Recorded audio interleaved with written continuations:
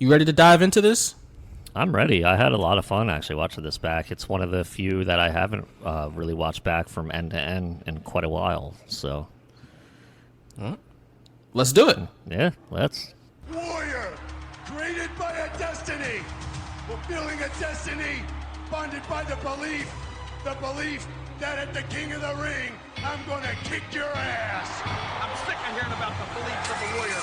The King has beliefs. I believe That was the most coherent promo Warriors ever had. Warrior battles Jerry the King Lawler. I am already king of the jungle.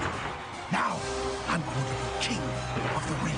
You're looking at the next king of the ring, Stone Cold, Steve Austin. nothing is going to stop this man from being the King of the Ring. He's going to mow you down. Expect Jake Roberts to leave his mark somewhere or somebody. The crowning of the WWF King of the Ring. I've destroyed The Undertaker, the baddest man to walk the World Wrestling Federation. Mankind, your tormented soul will soon be mine. The Undertaker battles mankind.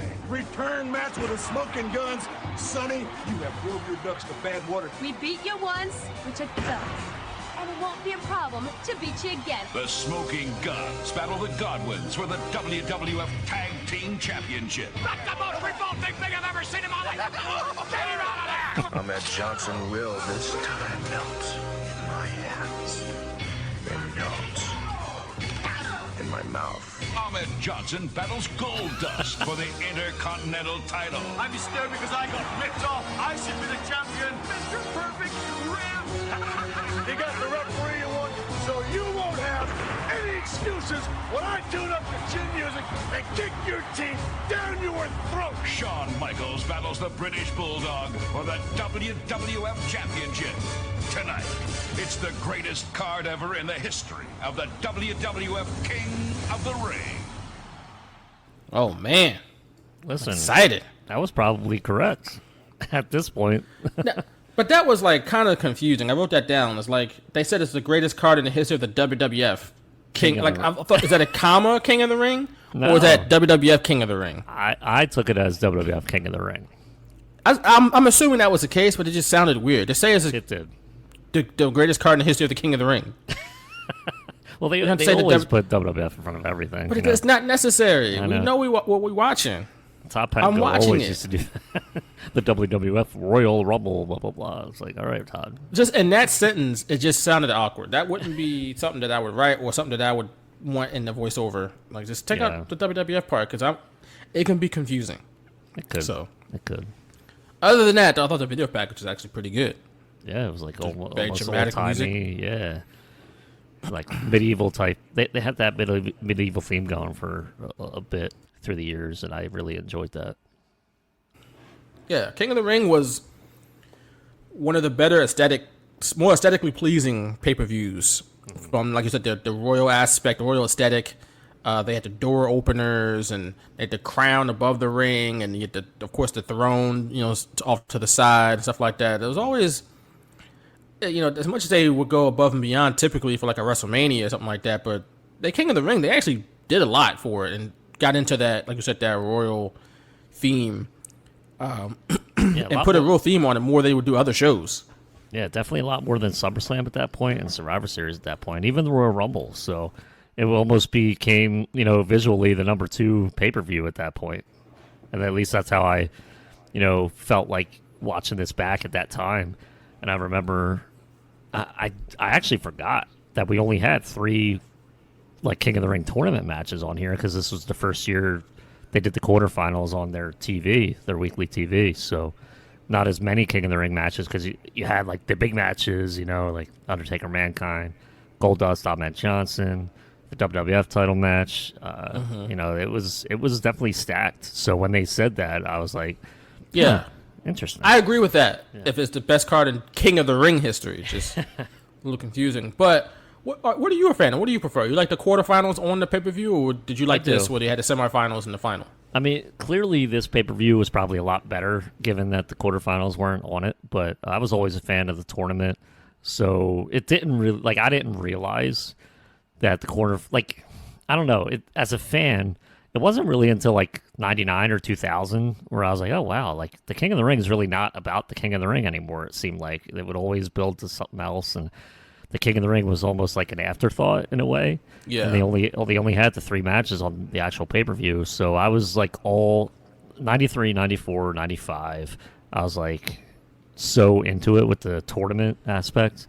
And then this year, I didn't really think about it that much, but in subsequent years, I started thinking about it, and I do prefer the tournament. Like, just make it the tournament. But I guess, I understand looking back why they would try and make that one of the big pay-per-views of the year and maybe not focus too much with throwaway tournament matches on the card that, try and make more people buy it when you have stuff like Undertaker or Mankind on it. People probably wanted to see that at that time. Right. I get it. I mean, the problem when you have the quarterfinals on the pay-per-view itself is that you have a bunch of matches. You have 4 extra matches for the quarterfinals. Yeah. And because you don't want to wear anybody out, those matches are typically short. So you have a bunch of short matches, and now your show is like 10 matches deep, 12 matches deep, and there's a bunch of short nothing matches, and this is supposed to be the King of the Ring. Like, this is a big deal, this tournament. Mm-hmm. So I understand that aspect of it. So it's like you have to earn your way to get to just the pay-per-view, which is the semifinals and the final. I'm cool with the semifinals and the final being on there. Yeah. So I don't hate the fact that the semifinals and the final are the only rounds on the pay-per-view. It's like the G1. The G1 takes place over the course of, that's a little different. It's a round robin. It's not a single elimination. But the G1 final is where the final happens. That's the only time... that's the only matches on, like, that big show. All the other matches, I think, are on, like, house shows or, like, television tapings or whatever. I don't think... I got to look back and see, but I don't know how many G1 matches happen during, like, other major shows. It all builds up to the G1 final. Excuse me. Which is pretty much, like, the second or third biggest show they have besides Wrestle Kingdom. Not Old Dominion. That's a school here in the United States. In Virginia. Home of former school of or alma mater of Travis Fulgham and Rick Lovato, but and Dominion Ray Lowry, I believe, who was a former Kingsway Dragon. So, there you go. Go Dragons. But Dominion is like another big show they have, obviously. But the G1 final is a massive. It's a big show, and that sets up Wrestle Kingdom. Obviously, that's what the number 1 contender is crowned for Wrestle Kingdom. So. Back to King of the Ring, different format, but I'm not mad at the fact that you have the semifinals and the final. It's you have a chance to have these matches go longer. Yeah. And you don't have to have 15 matches on the card, most of which are really short. I could look back at King of the Ring 94 and see, or 95, 94, or something like that, to see how many matches they had on the show, but I'd imagine it was more than what we had here. I mean, most of the matches were quarterfinal matches. Those were, like I said, 4 matches, and the semifinal. And they only had 2 non-King of the Ring matches. Exactly. So, if you're cool with that, if you're cool with the show being mostly King of the Ring matches, then all right. But like 94, they had 11 matches on the card. You know what I'm saying? Like, and the longest King of the Ring match, according to Wikipedia, looks like 8 minutes and 24 seconds. Wow, was that the final? That was the final was 6:35. Oh wow.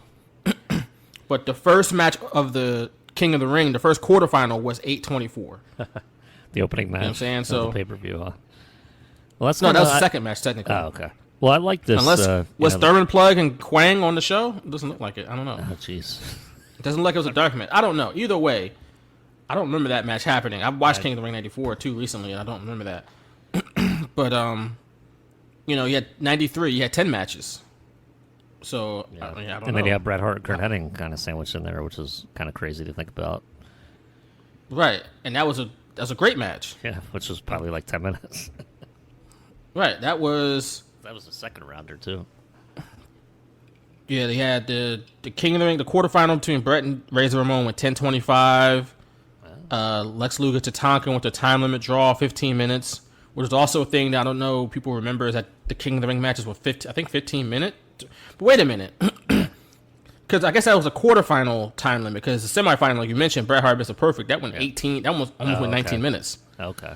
Yeah, I think it might have been a 20-minute time limit then. Yeah, that and makes the sense. Final might have been like a half hour. I don't remember Right off the top of my head, but yeah. That only went 18 minutes 11 seconds. But so you had like 10, 11 matches on those two shows, and then on King of the Ring '96, we got 8. Yeah, that's kind of how I guess you get around, overstacking it. You give that time limits and actually adhere to it. And right. Yeah. So, it's interesting. I kind of prefer it this way because again, the King of the Ring matches could be on this night. They weren't super tremendous, but feasibly they could be two great matches. And you really only had one pretty good one with the semifinal, and the other two weren't really great, but. Feasibly, you could have 3 great matches for the King of the Ring when you get two to semifinals back to back, and then you have later in the show the King of the Ring final. So, yeah, feasibly.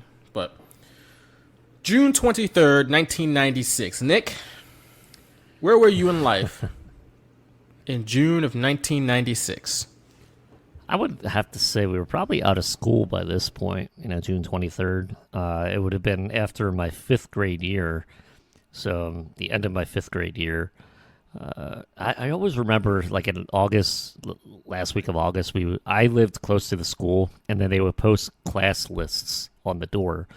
So you could you got your teacher in the mail like the 1st or 2nd week of August, but then you could go walk to the school and see who was in your class. If I didn't call anyone, I didn't really talk to anyone over the summer. I had my neighborhood friends, and that was kind of it. I saw maybe 1 or 2 friends each summer when I was younger. We all did different things. It was what it was. So I didn't really talk to anyone. I would go back to the school, and I would check a class list to see who was in my class. And so I don't know if that was a normal thing that schools did back then, but I always felt like it was kind of special that we got to do that. So I was at this point, June 23rd, I was already wondering who was going to be in my 6th grade class, in September. I would always look forward to the next school year at the end of the school year because we didn't really go anywhere. This summer, funny enough, we went to the Bahamas, and because this was the summer of the Summer Olympics in Atlanta with the Olympic Park bombing, and I remember that because when we were at the Bahamas, that's when the bombing happened. Oh, wow. And my mom was taking, a home video of us in our hotel room because it was pouring outside, and I was watching the news. That sucks. Yeah, I was watching the news. It didn't really happen that often when we were at the Bahamas. We were there 5 days, and it poured maybe 2 or 3 times, but that still sucks though. I want it to be sunny every day, bro. Well, yeah, that's why I'm here. It didn't it wasn't all day. So, it would be it would pass through for a couple hours and then it'd be sunny again. So it didn't ruin the vacation or anything like that. But I remember my mom's kind of spanning the room with the video camera, and I'm watching the news, and, I look at the camera and I'm do you hear about the Olympic Park bombing at the Olympics? Yeah, of course. Who am I talking to? I'm talking to a camera. I don't know what I was trying to say, but this pay-per-view would be a couple weeks before that. And I was so afraid of, flying to Florida, and then we took a cruise to the Bahamas. I was so afraid of that because I already knew about the Titanic at this point. I was I don't want our boat to sink, I don't want our plane to crash. I was just kind of afraid because the last time we went on vacation was 5 years before this, before I really understood, bad things can happen. So, that was in my mind a lot around this time frame. And really, I couldn't wait for the vacation to be over. I really didn't let myself enjoy being at the Bahamas 5 days with my family just because I was afraid. I just wanted to be home. I wanted to be safe at home. So, in a lot of ways, I was oh, this is my last pay-per-view. in some facets in my mind. I'm just looking at the weather now because I'm supposed to go to Cancun for a wedding next weekend. Yeah. It's supposed to rain every day that I'm there right now. No. And I am so upset. What the hell? As soon as we get there, it's supposed to be nice and sunny, and then all next week, right, starting this weekend, it's supposed to be scattered thunderstorms. It's just ridiculous. I want it to be perfect. I want it to be 88 and sunny every day. Maybe it'll change. Maybe. Maybe. It says all the way up until literally the day I leave. It's supposed to be scattered thunderstorms. That's terrible. Well, I hope you have a good trip. And maybe hey, we're gonna record 2 episodes, right? Before you leave. That's the plan. Okay. But yeah, I wouldn't worry about it. I didn't even pay attention to the weather, so. It was really cool. I got my my hair braided when I was at the Bahamas. So you gonna get your hair braided down there? I don't think so. No. Oh, okay.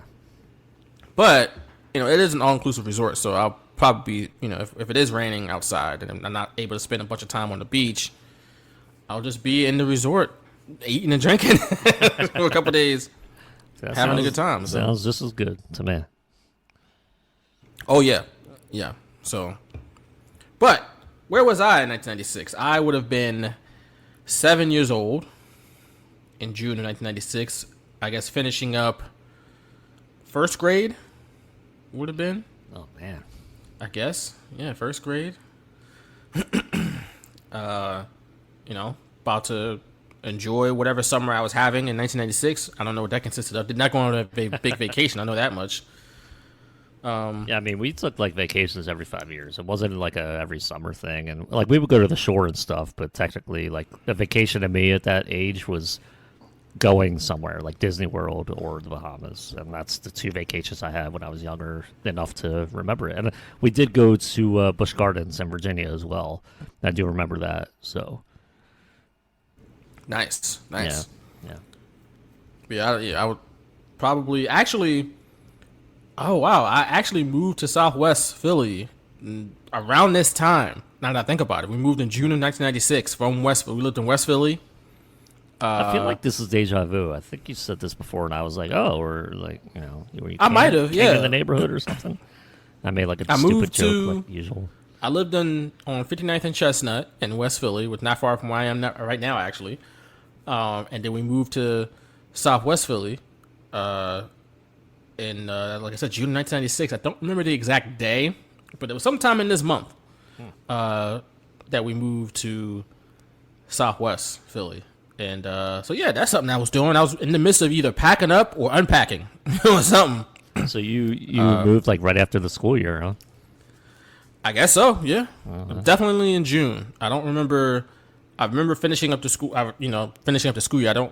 I'm certain we didn't move before school ended. But yeah. Did you know that's you were what I was moving? doing. Like, did you know you were moving leading up to it, or they were just like, hey, I remember hearing about it. Oh, I mean, when you're 7, you just be in your own world sometimes. No, dude, but, I moved to that South Jersey when I was 6, and I remember, our parents telling us we're moving, and I was like, okay, whatever. And like, I had literally no responsibility. I don't think I even packed my own stuff because I was 6 years old. Right. And, I was just following the leader. And I remember we went shopping that first night that we moved into the new house. And to me, it was just kind of like, okay. Like, I don't know. It's kind of funny looking back. I just, exactly what you said. You're in your own world. And I'm just like, okay, I'm in a new place. Like, I didn't even really miss my friends. Like, I knew I was going to miss them, but I was just like, okay, now what? Yeah, I didn't have a bunch of friends, I guess. I don't remember having a bunch of friends. I mean, I had friends in school, but that was it. It's like, bye. Wow. Hey, you gave me that opening, though. I was able to use it.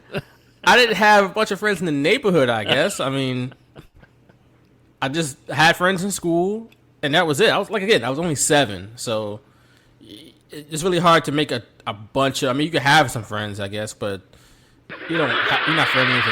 Wow. Now I feel like I'm being attacked. I'm made fun of over here, but All right, I'll stop. But yeah, I guess how much time do you have to make friends when you're 6 or 7 years old? You don't have Listen, lifelong. man, I guess you could have lifelong friendships when you're 6 or 7. Your life isn't that long, but everything, like, your parents have to make it a line for you. It's very rare where like I had 2 best friends on my neighborhood before I moved, and I don't talk to them anymore. I mean, that's just how it is. And I visited them maybe once or twice after we moved, and then it was just kind of like, okay, we don't have time for that. They're like 40 minutes away. It's like, right, not going back to the old hood. Hanging out with your little kitty friends. You're gonna make new friends. Yeah, pretty much. You will make new friends. Or just stay home and watch wrestling. There you go. You could do that. Have your friends on TV. Survivor Series 9. Hulk Hogan, he's my friend. Best friend. He's my best friend. Yeah, Survivor Series 91. That was the first pay-per-view, by the way, that was in my new house that I watched. I did not tape it. I think we actually did not deep dive that one, but maybe this year we will. But that was the first pay-per-view on my new Adobe. Yeah, we did Royal Rumble 91, not Survivor Series 91, but maybe, like you said, maybe later this year we'll do it. So, since it'll be 30 years since that show, which is crazy. Yeah, 30 years. We'll get the Undertaker on. Maybe. Tell him not the words "Blue Lives Matter" flag or whatever. Blue Lives Matter shirt, stupid ass shirt. But on this night, June 23rd, 1996, King of the Ring 1996, emanated from the MECCA Arena in Milwaukee. That arena still stands to this day. It is now known as the UW Milwaukee Panther Arena. Oh. Home, of course, to the University of Wisconsin Milwaukee Panthers basketball team. It's a former home of the Milwaukee Bucks before they moved out of there into a bigger, more lavish arena. But yeah, the Bucks played there for a long time. It's like one of those old buildings we talk about, like the Omni, Yeah. the Spectrum, like Greensboro Coliseum. Like before arenas started getting, naming rights with banks and stuff like that. Every arena has like a bank or Dunkin' Donuts or something. Yeah. It was like these cool names, like the MECCA, like the Spectrum, like the Omni, like just a cool name. Maple Leaf Garden, Gardens, plural. Boston Garden, singular. You still have Madison Square Garden because that's just that cachet alone. Yeah. It's just, Yeah. You don't sell that. That's people want to see Madison Square Garden. They would, or it would change to something like a bank arena at Madison Square Garden. Like just, Yeah, it'll but mess even it up, still, but- the Madison Square Garden sells itself. You don't need Exactly. I mean, I guess if you really hard up for cash, you got it. But I don't ever foresee that happening to Madison Square Garden. But Great Western Forum, where the Lakers used to play. I'm trying to think of other arenas that just had great names. Of course, stadiums it was the same way. Veteran Stadium, Three Rivers Stadium. But it's like in wrestling, they used to have a lot of buildings like that they would run, and the MECCA was one of them. It's a great name for a building. The attendance in this night, according to good old Wikipedia, 8,762. I don't know if that was a sellout or not, but that's who was there according to Wikipedia. Again, this show is mostly remembered for really one thing, and that is the promo that Steve Austin cut after winning the King of the Ring tournament. Spoiler, that's your 1996 King of the Ring winner. But the funny thing is that wouldn't have happened if it weren't for something that happened about a little more than a month prior at Madison Square Garden, right? Madison Square Garden, we had Shawn Michaels and Triple H, or Hunter Hearst Helmsley at that point, Diesel and Razor Ramon all posing together and hanging out, being buddy when, at least one of those guys were heels, and and Hunter Hearst Helmsley, and I guess Diesel it's a heel because he was going against Shawn Michaels in that match, and the other two were baby faces, and Razor Ramon, I think Razor Ramon was a baby face at that point, and Shawn Michaels is definitely a baby face because he was the champion. So they're breaking kayfabe. Not only are they breaking kayfabe in front of the fans, they're breaking kayfabe in Madison Square Garden, which is like the home of the McMahon family. It's like their home turf, right? Yeah. So that could not go unpunished, right? Because everybody backstage lost their minds. You could look up any interview where Jim Ross or Jim Cornette or even other wrestlers that were there, they were all like, "What the hell is this?" And Vince McMahon was like, "All right, I got to do something." So there was a problem with that, though, because Diesel and Razor Ramon, better known as, the real names, Kevin Nash and Scott Hall, they were leaving WWE. So he couldn't punish them because that was like their last night. And then Shawn Michaels was the champion. At that point, he was pretty much the golden goose. He was a guy. Even though WWF wasn't necessarily, the business wasn't booming, but he was still their top draw, right? That left Triple H, Hunter Hearst Helmsley, as the fall guy. Okay, he was left holding the bag, and one of his, I guess, punishments was that, he was supposed to win 1996 King of the Ring, Well, that went out the window because of the curtain call. And he was essentially stripped of that opportunity and turned into a jobber for the better part of the year after that. Even on this show, he was just in a dark match. So talk about going from the penthouse to the outhouse. He went from winning the tournament, potentially, to not even being on the pay-per-view. He was in a dark match. Congratulations, you played yourself, at least in the short term.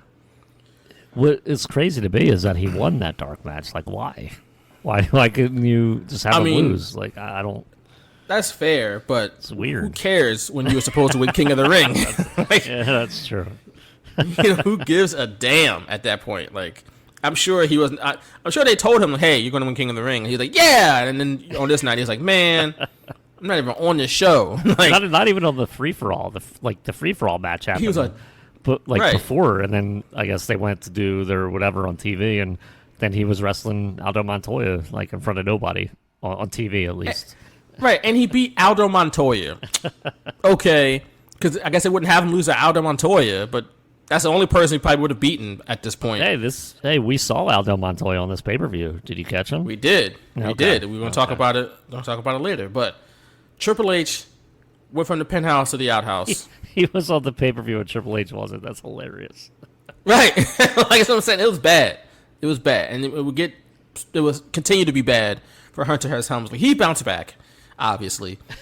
What's he doing now? A world champion. Where's he at now? 14 times. 14-time world champion. Beating everybody you can think of. Oh, and by the way, he's like the COO or something like that of the company. Running the developmental promotion, the territory. So, he's all right. But in '96, he was down bad. In '96, as they say, he was down bad. So there was a voice. Somebody had to win, right? Well, in steps Steve Austin. He's the guy. He was the next man up to win the tournament. And the rest, as they say, is history. And we'll talk about that a little bit later on. The poster for this event featured the Ultimate Warrior. Crazy enough, this was his final WWE pay-per-view match. I'll tell you, man. I was all warriored up at this time, too. I mean, I don't blame you. I'm still in my childhood. I'm still, young enough, 10 years old at this point. A little bit of... The last time I saw him really was when I was 7 or 8. Like, yeah, it's a big deal to me. He looked good. I liked his new tights. Like, it looked like he was changing, like getting more edgy with his different tights and stuff. I was like, yeah, Warrior. I guess. He's my guy. He had the jackets. The jackets were kind of cool. Yeah, they were cool. And that was a little shift. More blonde hair and stuff like that. And I just was like, yeah. And they put him in a prominent spot on this pay-per-view and at the end. So why wouldn't I be all warriored up? Hey, you weren't alone. The fans went crazy when he came out later on. So that's just how it was. Warrior's still over in '96. But after the show, he would not appear on a WWE pay-per-view again until 2014. WrestleMania 30. That's wild. Yeah. Surprised Vince didn't put the belt on him. Knowing how he works. That would have been tragic given the fact that he died the next day pretty much, or day 2 later. Yeah. You imagine you piss the belt on him at WrestleMania and he dies 2 days later? It's like, oh, okay. Yeah. I guess we got to have a Gold Rush tournament to crown a new WWE champion now. That's messed up, man. But yeah, 18 years went by until he appeared on another WWE pay-per-view. But, this is a landmark show again because of Steve Austin. But again, no one really talks about anything else. No one really talks about Mankind and Undertaker, which was, at the time, a big match. No one talks about stuff like that. Or Shawn Michaels and British Bulldog, which was pretty much the feud, that they had going, the big feud of their summer up until Vader and SummerSlam with Shawn Michaels and Vader. So, Yeah. That's the interesting part. But we're going to talk about everything else surrounding the show. But we open the show with Vince McMahon and Jim Ross on the call. They are joined by the Slammy Award-winning Owen Hart, who, of course, is the 1994 King of the Ring winner. And he comes out in his tuxedo, and here he is. Welcome, everyone, to Milwaukee, Oh, yeah. Wisconsin. The side of the 1996 Love that song. WWF. Oh, yeah, it's very jaunty and funky. Yes, welcome to the MECCA Arena. Welcome indeed. It's definitely not a heel theme. No, I'm dancing. World Wrestling Federation. Now, everyone, Vince McMahon here along with Jim Ross, and we are ready to bring you a spectacle. Oh, yeah. Give me that. What are you doing Give me that. standing around here? I want to give you my expertise. Come on, let's get on with the show. Owen Hart will be joining us for commentary. Here we go. Anything can happen. Anything can happen. Of course, again, Owen Hart, 1994 King of the Ring winner. I'm going to ask you later on who are some of your favorite King of the Rings. So we're going to talk about that a little bit later. Give you a heads up now. Owen Hart has to be one of the best King of the Rings, though. Looking back, absolutely. Right. Kings of the Ring, not King of the Rings. Not multiple rings, or multiple kings. Multiple kings. Not multiple rings. No, that was WCW. Oh, yeah. World War III. Of course. Yeah. And Fall Brawl. Oh, yeah, War Games, of course. First match of the night, King of the Ring semifinal, Stone Cold Steve Austin. You know, he's not the ringmaster anymore. He's just Stone Cold Steve Austin going against the Wild Man, Mark Merrow. And the first thing I noticed is that I forgot how cool, we talked about it a little bit earlier, that the King of the Ring stage was and the aesthetic, you know, with the door openers and stuff like that. I thought that was dope. That was always a cool touch to me. Obviously, I paid a couple guys to open the doors, but that they stopped doing. I think the next year, I don't recall. I don't think I've ever seen King of the Ring '97 all the way through. Oh, wow. I thought I can You're recall. in I've seen for a this show, treat. obviously. In for a treat. Okay. I've seen this show multiple times, but I don't recall '97. But interesting fact that the year prior, Matt Hardy was one of the door openers at King of the Ring. And him and Jeff was doing jobs in WWF when I think they were like 16, 17 years old on TV doing jobs. I don't think nobody knew that they were under 18. Getting their asses whipped every week. Not me, that's for sure. Right. Mark Merrow beat Owen Hart in the quarterfinals to get to this match. How about that? Right, and Owen Hart was on commentary upset and giving his explanation about why he attacked Mark Merrow after the match. He said he slipped off. He went to congratulate him, and he slipped off the ring apron. When in reality, he jumped off the ring apron and hit that man over the head with his cast. But according to Owen Hart, he slipped in the midst of congratulating him and hit him in the head just by accident. It was so funny, and he was so much more over the top than somebody like Bobby Heenan would be, just because like he does it like physically, like he's in there and he's coming back, like he's out of action now because I think it was a legit broken arm at this point, but luckily he was still able to be on camera and stuff and provide great commentary on this night and just stuff like that. Just like, I went to congratulate him and be a good sport, and I slipped off the apron. Like, just it's so funny looking back. You know, as a kid watching that, I'm like, whatever, Owen, you liar. But like, I appreciate it so damn much right now. It's so great. Yeah, it's always great when the heels blatantly lie about stuff like that. Like, He went to congratulate him. That's my favorite. Right. That might be my favorite Owen Hart lie ever. Like, I went to congratulate him. Like, and he had quite a few doozies on this night, but that might be right up there at the top for me. yeah, him talking about gold dust. You know, we passed it up in the back, and all that. It's just a lot of silly stuff Owen Hart was doing. Besides the Jose Lothario stuff you're saying, to call him dirty old Mexican or something like that. Oh man, I missed that Yeah, one. you Jeez. missed that. Yeah. I was like, damn. That was racist, but Owen Hart was fantastic on this night. It's funny to watch this match in hindsight because you see Steve Austin doing everything he possibly can to be a heel. And, he was doing everything, including this match. He's arguing with the officials. He's, doing all the little heel stuff, doing the classic bad guy tactics, rolling out of the ring, calling a timeout, when Merrow gets a little bit of momentum. And it's just funny to think, like, he did everything to a T. He followed the heel playbook, right? The handbook to being a bad guy in wrestling. He followed every single step. And the people just didn't want that. They just like, nope, we're cheering you. And that was it. We're hitching our wagon to you, man. You can do whatever the hell you want, but we're cheering your ass. Right. The more bad he was, the more of a villain he was, the more they cheered him. If anything. So, Austin dominated the majority of this match.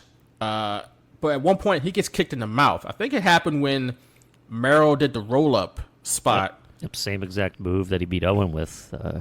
Right. And, that's he. 'Cause a lot of he nailed him times- right in the mouth. Right, because a lot of times you hear Austin talking about that on like WWE like videos, like documentaries or whatever, and they show Merrill flipping out of the ring onto him. But it didn't happen there. That's just when WWE got a good shot, a close-up shot of Steve Austin's mouth, and you can see that it was busted. Yep. And it had, it was bleeding. But it happened, like you said, on that roll-up spot, and he got kicked in the mouth. So keep that in mind. But Austin won. After a pretty good match. He did like a unique powerbomb, like hot shot powerbomb spot on the ropes, which I had never seen before.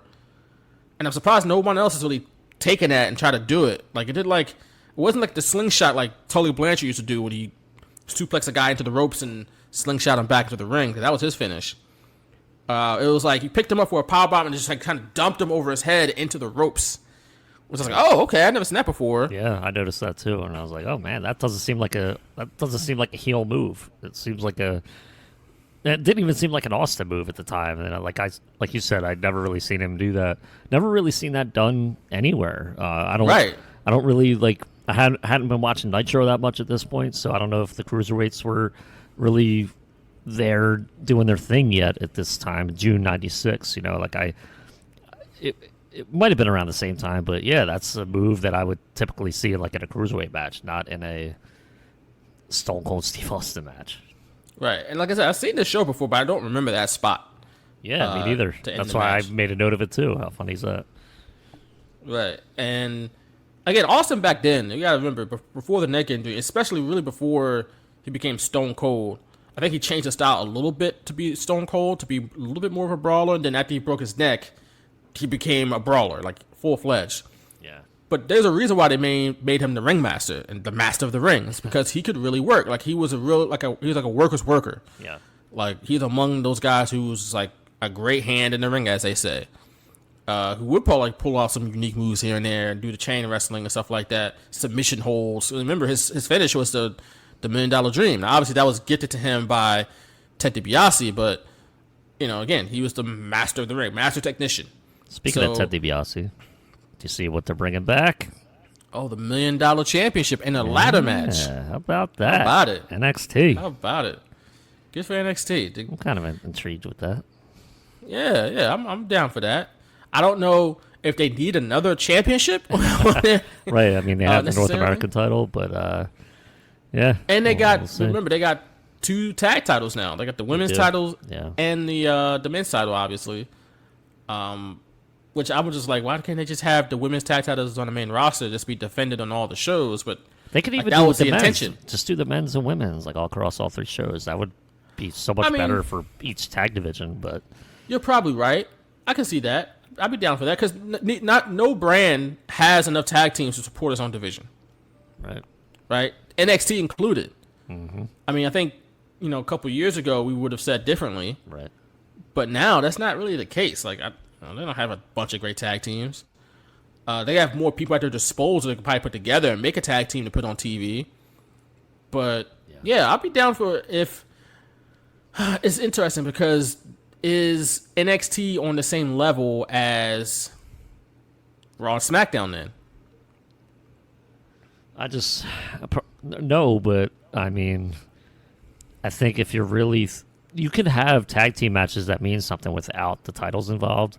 You could have they do not, but they don't right now, and they've been missing that for 20 years at this point. Like, I don't know if they're ever going to go back to it, but I would love to see it as a fan. Like, you don't need tag titles, especially those tag titles, ugly tag titles, on each show, or at least on Raw and SmackDown. But have a Raw tag team head to NXT for a title match 1 week, and then 2 weeks later have like a SmackDown team head to NXT for like a number 1 contender spot, like that type of stuff.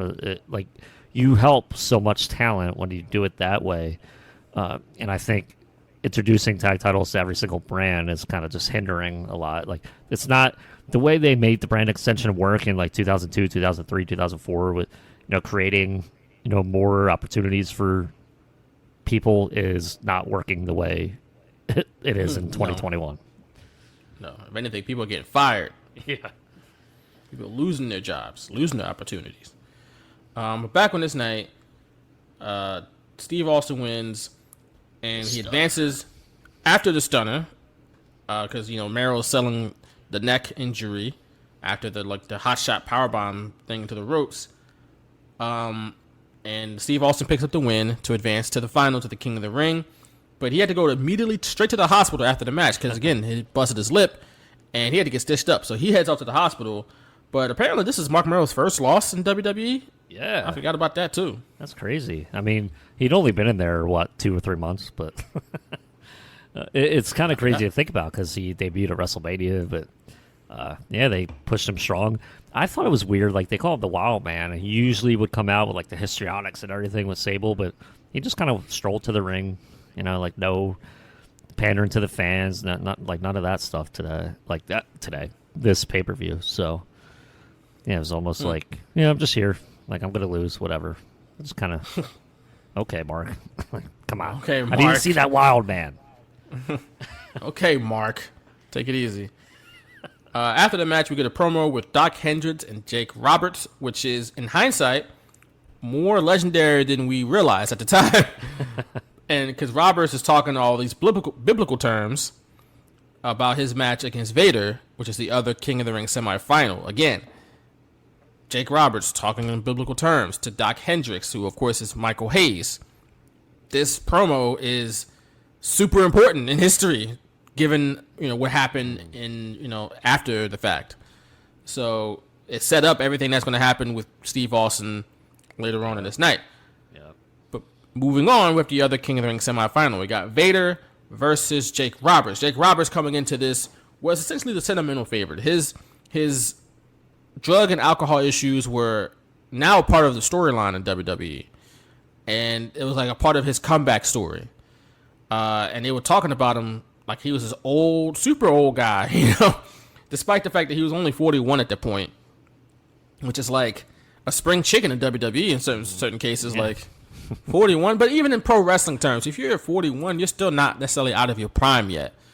I know that's probably the case in all the other major sports, but not quite yet. Maybe you're nearing the end of your peak and of your prime, but at 41, you're still in a pretty good spot.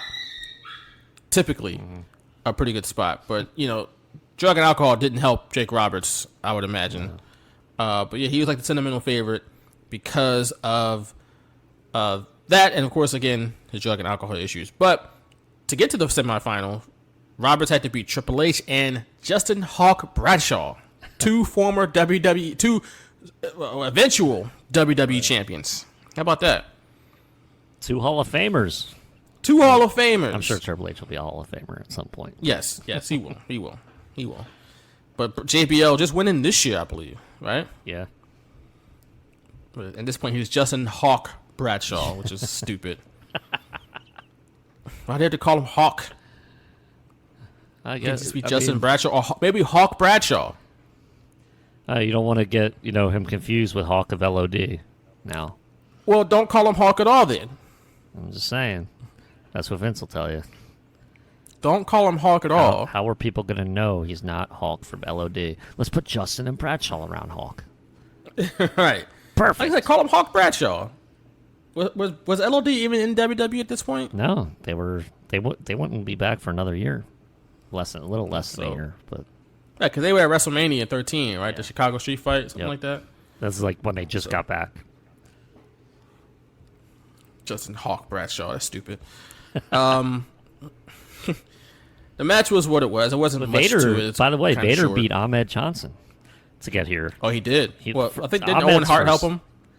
He did. But it was Ahmed's first. I was obviously supposed to write first pinfall loss, but I accidentally wrote pinball.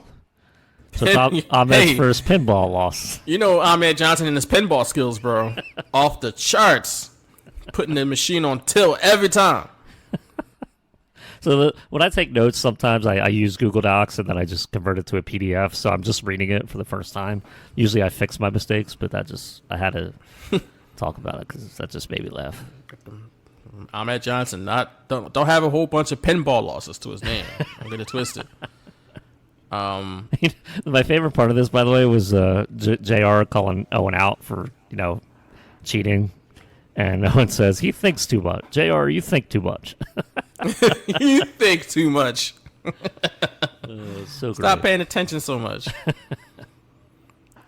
The match was, like I said, really short. Yeah. And Roberts wasn't, I guess, in the best of shape at this point, so he didn't really go for too long. But he goes for the DDT and hits it. But in the midst of hitting the DDT, Vader shoved the referee out of the way, which disqualified him. Which is kind of odd finish, Good. but it was a way to beat Vader without having him get pinned, because eventually he was going to challenge Shawn Michaels for the WWF title at SummerSlam. I think he was going to win until Shawn Michaels put up a fuss, and that did not happen. Yeah. But I guess there's a way to, like I said, get Vader out of this match, losing this match, and without getting pinned. After the match, Vader attacked Jake Roberts, hit him with a Vader bomb, and Roberts, I should say, gets carried off, and he's all hurt. His ribs are broken. Oh no! But I would have it's funny how I think I can take myself back. Like, say if I was 32 back in 1996, which means I would have been kind of old by now, well into my 50s. I feel like I would have booked this tournament to be like, okay, we got Vader here. They're clearly setting him up for a title match at some point. Vader wins the tournament. Right? I wouldn't have thought about Steve Austin. Right? The same damn thing. Steve Austin would have been an afterthought. We could get him something later. He'd have been 1997 King of the Ring. Right? But Vader needs to win this tournament, beat Mark Marrow in the final.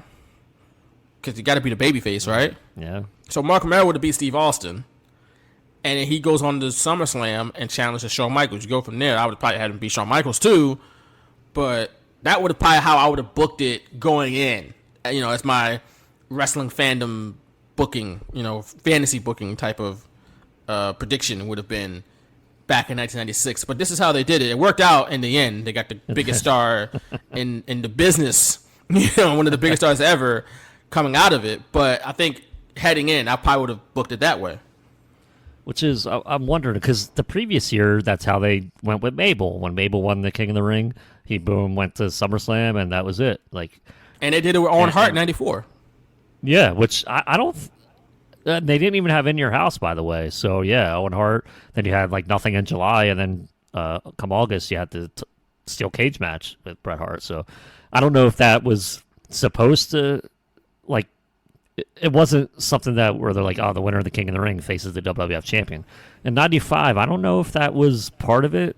I don't remember, honestly. And even, in '96, it really wasn't part of it, obviously, because Stone Cold Steve Austin won. But if you did it with '95 with Mabel, it would just make sense to do it with Vader. But then I'm thinking maybe they already had the plan for the July In Your House was Vader pinning Shawn Michaels, and that was going to be the real catalyst for Vader's title shot because he actually pinned the champion instead of winning a tournament. Maybe in their mind they're like, all right, let's see who else we can build at the same time that we have Vader going. So I mean, it's kind of I thought the same thing. My wrestling fandom, it just makes sense to book Vader, especially when you did it the previous year with Mabel. Why not just go back to that? But whoever decided to change that course and go with Austin, obviously, it worked out, like you said. Right. It worked out just a little bit. It worked out just fine. But I think they didn't really do this, going forward. They didn't, like you said, they didn't have King of the Ring winner get a title shot at SummerSlam. For whatever reason, that just wasn't it. Even though they have Royal Rumble winner gets a title shot at WrestleMania. I think you could have made it a tradition to where the King of the Ring winner is not only the King of the Ring, which is, some faux title to have, and they just usually make a guy wear a crown for a long time, as King Corbin, and King Barrett, and King Booker, all the other kings. It could have been something more. And they did it once with Brock. Yes. Brock won King of the Ring in 02, and he went to SummerSlam and got the title shot. And that was like the whole thing. Like because he won King of the Ring, he got the title shot. Which they didn't really have to have him win King of the Ring like to win and get a title shot. That was Brock Lesnar. Yeah. I don't know why they suddenly did it then. And I don't know, was there another King of the Ring pay-per-view after that? I think 02 was the last one. That was the last one. Yep. So it wasn't necessary. They didn't do it in 01 or 2000 or other subsequent King of the Rings. Why did they do it in 02 for Brock? I think they should have did it anywhere. I think they should have did it every year. I just don't think that, like, if it wasn't necessary for Vader, why the hell would it have been necessary for Brock Lesnar? It's less necessary for Brock. Even less necessary. I guess, he didn't need credibility. Yeah, I mean, he did for me, though, because I was almost, like, done with wrestling at that time, and I was like, oh, great, like another, and I think I've said this before, like another muscle-up guy coming in and getting the spotlight, blah, blah, blah. I didn't know how talented Brock was. I was just like, oh, they're bringing in somebody big just because he looks big. And I really wasn't into it. So I didn't really watch Raw that much. I wasn't watching much of SmackDown. And then when Brock won, I was like, oh, here we go. And then he won the title, and I'm like, here we go. But then I got back into it because I was like, damn, Brock's good. So it wasn't, for me, in that time period, I guess, I don't think I was really in the majority, but I definitely wasn't like a Brock guy. So maybe they felt that they needed that extra push, for him. Especially when he just debuted in, June or something like that. So. No, he debuted after WrestleMania. Yeah, well, it was after WrestleMania. I don't know why I said June, but yeah. Right, but again, I don't think it was. Like I said, if it wasn't necessary for Vader, why would it be necessary for Brock to have to win King of the Ring? But whatever. So yeah, Jake Roberts wins the match and moves on to face Stone Cold Steve Austin. We got a Coliseum video exclusive after the match, which I guess this didn't air. I would assume this didn't air in their actual pay-per-view. This is only on a Coliseum video release, which I believe that's what all the pay-per-views that are on WWE Network / Peacock, that's the version they have. It's the home video release, not the actual pay-per-view. So if you're watching these, and we've seen this before in like WWE Network, you see Coliseum video stuff. It's interesting to think about that they had the home video copies and not the live version. Which, I mean, I guess it's easier to store, easier to keep track of and whatnot, but easier to, not store, but log and what's the word I'm looking for here? Catalog. Catalog or, all the content. I forget, catalog is a good word for it, though, yeah. There's another word I was looking for, but go with that. That was a good word. No, I said that was a good word. I'm just saying there's another word I was looking for, but we'll stick with that. By the way, the Vader time, on the front or the back of his tights, what do you like better? Where was it on this night? I don't remember. It was on the front. In the WWF, it was on the front, yeah. But it was WCW was in the back? Yeah, it was on the back. It's so stupid. I hated it on the back. I think it's better in the front. Yeah, me too. I think it's better in the front. Because who has, like, the best part of their gear on the back? Yeah, it's just stupid. I'll take that back. Because, like, Shawn Michaels would have, like, his name on the back. Or The Rock, I guess we had both sides. Yeah, but like his get up, it was just weird. Like seeing it on his back, Vader time. It's like no, it looks better on the front. Yeah, I agree with you. I didn't talk about that. WWF which was better. They made Vader better because they had it on the front. He had it on the front, and he had the dope ass theme music too that Jim Johnston made. It's like, whew, that was heat. That Vader theme song. So. But he's in backstage with Jim Cornette, and they're going crazy backstage. And Jim Cornette is angry, and he grabs Jim Cornette, and he's like, "Oh, no worry, big man, I'll take care of it." He's all scared. Jim Cornette in his ugly ass suit. That was never the wave. That suit. I understand that was like, I guess, part of the gimmick. He's a heel and he wear ugly suits, but whew, trifling suit. That was. But moving on. We have WWF Tag Team Championship. We got the Godwins challenging the Smoking Guns. Oh, yeah. The peak of tag team wrestling is here. Let me tell you. We got the Godwins coming out with Hillbilly Jim and a pair of goats. I got to tell you, man. That theme that they dub over for the Godwins. Oh, God, it's terrible. I absolutely hate I hate it with every fiber of my being. It's awful. and also because their actual theme song was pretty good actually. Don't go messing with the current Street Boy. Like they're taking away audio of like commentary too. I was like, what am I missing right now? Damn it! Because it was dub over. Like, damn it. And also, was that not their song? Like, did Jim Johnson not make that song? I guess. No, maybe not. Yeah, I would. Because their songs are on those shows. Like all the stuff that he made, that WWF made, is on the shows. So that's like the only song I can recall on the show that's being dubbed over. Even the terrible Steve Austin song is on here. Like, yeah. It's very dramatic and epic song that he had. It was just, But we'll hear the start of it in a little bit. Yeah, the Godwins music was bad on the show. One strange thing about all of this was that Sunny was backstage before the match interviewing, with the Smoking Guns. She's managing the Smoking Guns at this point. She was managing the Godwins, but she turned on the Godwins to go with the Smoking Guns. He'd eventually turn on the Smoking Guns too. Yeah. What's that? That Jezebel. Oh, that's a Jim Ross was saying. Yeah. But then they asked her about the Body Donnas, who she formerly managed with, her, I believe, husband at that point, Chris Candido, and Tom Pritchard, the Body Donnas. And they have a new manager named Cloudy. Cloudy was clearly a man in drag. Or, you could say, trans, but I guess for this purpose, it's a man in drag. But everybody was referring to Cloudy as if it was a she. Mm-hmm. So I guess we'll go trans. We'll go she. They never fully explain what the character was supposed to be, but they also refer to Cloudy as a she. Apparently, the character was played by a friend of Chris Candido, who was a independent wrestler. Yep. But Jimmy Sunday Shoulders. just seems... Yeah, Jimmy Shoulders, which is a strange name. I guess he had big shoulders. There you go. But Sunny seemed so disgusted by her, and everybody was like, oh, so repulsed. And it's like, this would not age well 25 years later. No. Because it's very anti-trans. And I was not good. Confused 10-year-old Nick very much. I'm sure it did. The way they explained it, I was like, wait, that looks like a man to me. And the way they explained around it. And then I didn't even, like, the way they spelled Cloudy was not like Cloudy. It was like, started with a K and ended with an I or something. And I didn't even put it together that it was the opposite of Sunny. Like Cloudy. Cloudy. I did not even put it together until, like, years later. I was like, oh, Cloudy. Now I get it.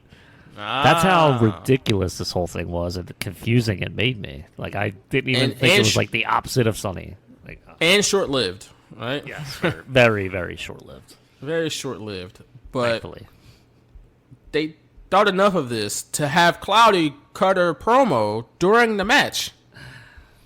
For no reason. I don't know why they had to do it during the match. I don't either. What were they trying to accomplish here? I don't know. I guess if you didn't watch the free-for-all when the Body Donnas were on there, you missed it. I missed it. Here we go. I missed it. I mean, I didn't watch the free-for-all either, but I was looking at Wikipedia, and they listed that as a free-for-all match, so apparently they were on it. We didn't see it. They don't have free-for-all on the WWE Network, on Peacock, I should say. Too bad. No, it's not. We're all right. We're okay. I know they got Sunday Night Heat on the network, but do they have the Sunday Night Heats before pay-per-views? I don't know. I never really looked at them. I mean, I think I looked at the one before Breakdown. Was it Breakdown or Judgment Day? I'm gonna look that up. The last few years, yeah, I looked. Last few years, the last few months, I believe they do. So it's interesting. It'd be a way to like go back and if you're watching a pay-per-view and there was a Sunday Night Heat before the pay-per-view, watch the Heat and then watch the pay-per-view. Yeah. I just looked up Sunday Night Heat on Peacock. It's not there. Maybe just type Heat. What's not? Okay, they got Heat. Okay, it's not Sunday Night Heat. It's just Heat. So let's see here.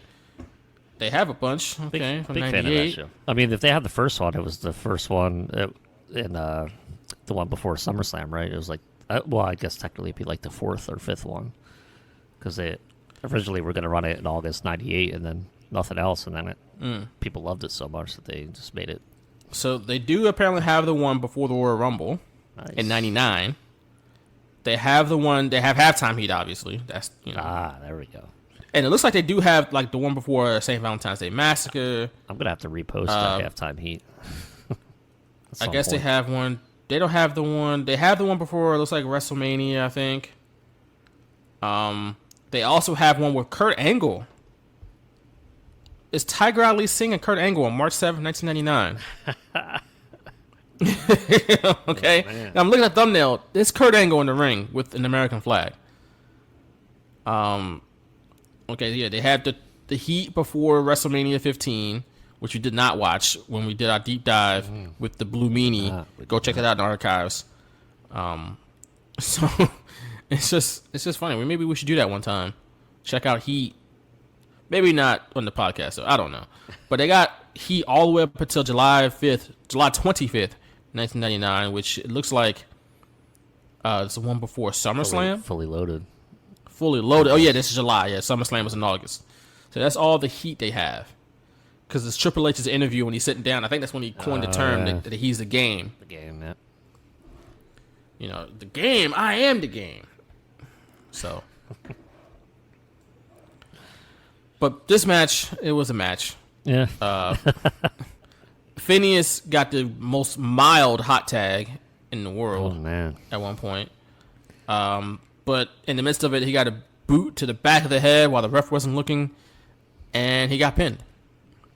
So There you go. The Smoking Guns retain the World Tag Team titles. Moving on, though. Quickly.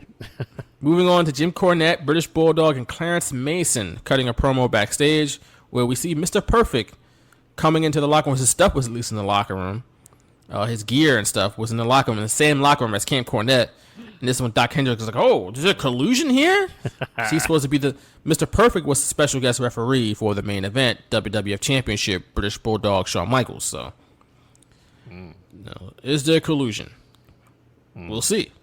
Time will tell. In the meantime, we have the Ultimate Warrior going up against Jerry Lawler. Before that, gotta hit this beauty from the British Bulldog. Shawn Michaels, you're mine in less than a few short hours away. In less than a few short hours away. Who says that? British Bulldog, British baby. Bulldog, of course, because he's bizarre. He's bizarre. Did he say it in the promo too? Not that one, but yeah, but he said it like a different promo. He did. Wasn't it 96 Rumble, I believe? 96? I thought it was 92. No, it might have been 96 or 97, but it was definitely before Royal Rumble. Oh, it's 97 because we did a live commentary on that, and we talked about that because I'm the British Bulldog and I'm bizarre. Okay, that's what we think when we think the British Bulldog is bizarre. So just a few short hours away. Okay. Yep. A few short hours away, and less than a few short hours away. Yes. Before the match, we get Owen Hart talking about he went golfing before the event with Mr. Perfect, Vader, and British Bulldog, who of course Vader and Bulldog were a part of Camp Cornette. So, and I thought about this. I was like, damn, the shame of it is that all of them are no longer with us. With the exception of Cornette and Clarence Mason, Bulldog, Perfect, Owen, Vader, all gone. I think Vader was the oldest. He's obviously the most recent one. His death was the most recent. But even he had like congestive heart failure or something like that. So sad. It's really sad. Yeah, but it is. I spotted a RF video sign behind the throne during Jerry Lawler's promo. I don't know if you saw that. I did not. You did not. I mean, do we want to talk through this promo? I mean, Jerry Lawler's gonna. You can play it right now. Jerry Lawler and his thrashing of Milwaukee and its fans. And now, Milwaukee, you bunch of losers. I love this. Just like your baseball team, the Milwaukee Brewers, you're a bunch of losers. But let me tell you something. The name should explain it. The name says it all. The Brewers, That wasn't even funny. That was a lame joke. Look, the 95-96 Milwaukee Bucks were 25-57. He couldn't have put the Bucks under the bus too. Come on. And go out and pet the farm animals in it, huh? He was lighting them up. Take a look. Can you see this guy? You're ugly. See him? I saw him while ago. You're ugly. He was getting a drink of water. And then the seat fell and hit him on the head. Oh, my goodness. Because he was drinking from the toilet. King is not in great shape Man. himself. Is that your face or did your Okay, neck Vince. throw up? Your neck throw up. Good lord. It's a little kid too. People are disgusting. He speaks the truth. You're pathetic. Oh, man. Hey! Look at her. Nice to see you off the streets this one's for a rough. change. Nice to see you off the streets. Clubs closed tonight. I like how his music plays throughout, I like know. New Jack during his matches. They're putting up the Warrior pyro at this point. He's trying to kill time. Hey, when you work Ah, there you go. I didn't even think about that. You are, without a doubt, the most pathetic bunch of losers that I have ever seen in my entire life. And you don't deserve to be graced by royalty like me. You should all be down on your hands and knees and kissing my royal feet. Do you understand that? Couldn't have sent up better myself. Man, that was It's funny. brutal. But it's funny because, yeah, they were setting up the Warrior pyro, and then Jerry Lawler acts like he doesn't know it's like behind him. It cracks me up. In the midst of that promo, Jerry Lawler walks up to the throne though and talks about the did. stuff that's on the podium, I guess. And he grabs the scepter. It's like, oh, this is nice. And he takes it to the ring with him. So that's how we start the match. But as you mentioned, we get all that stuff from Jerry Lawler. He mentioned the Milwaukee Brewers and calling them losers. They didn't have a great season in '95. The Bucks or the Brewers. The Brewers went 65-79, fourth place in the NL Central. They were in the AL NL Central. then? Oh, I was going to say. No, they yeah, were I the think AL were still. the AL team, yeah. They were in the AL still. They were a little bit better in '96 though. They were 80-82 for third in the division. But they moved to the National League in 1998, just for the record. But the Brewers, I didn't know the Brewers went from they didn't make the playoffs from '82 until 2008. Yeah, that's why I was a little iffy when the Phillies faced them in the playoffs. I was like, oh, great, here we go. The year before, the Phillies got swept by the Rockies, the hottest team in like baseball history at that time. They won like 22 straight. Yeah. And it was And they swept all the way into the World Series? They went to, I believe they swept all the way, and they won a playoff game, a wild card playoff, when Matt Holliday was tugged out. He was tugged out, but they called him safe, and I don't think we had instant replay at that time. So That was a game 163 though, right? Yeah. They was a called him one-game playoff. safe, but he was out. They tugged him, like the replay showed he was out. Ooh, That's why, like, I was like, oh, I don't feel good about this. And then they wound up sweeping the Phillies, who made their own record, to end the season 7 games back with 17 games to play, and they went on that run. That was like a great high. Yeah, great high we had. Then we got swept. So heading into 2008, the Phillies once again clinched the division, and then they have to face the Milwaukee Brewers, who, like you said, made the playoffs for the first time in 20 plus years. So I think it was 81 or 82 because they went to the World Series one year, like 81, 82, and they lost to the Cardinals. I forget which year it was. Because I didn't know back then they were in the American League. I was like, oh, okay. But the Rockies, didn't they get swept in the World Series? They did. The Red Sox wound up sweeping them. Because they had wild. off they had off like 9 days because the American League playoffs were still going, and they swept their way into the World Series. So they were just sitting there waiting for like 9-10 days. That was a wild team. Yeah, they swept all the way into the World Series and got swept. That's wild. They had a record of 7-4 in the playoffs and didn't win the championship. 7-4. Most teams, if you go 7-4, you're probably winning. I mean, I guess you got to win 4 more. You got to win at least. Let me see, 3, 4, 4. Is that 11? So you got to win 11 games. But at least in the old format, you had to win that many because they didn't have the wild card game like they do now.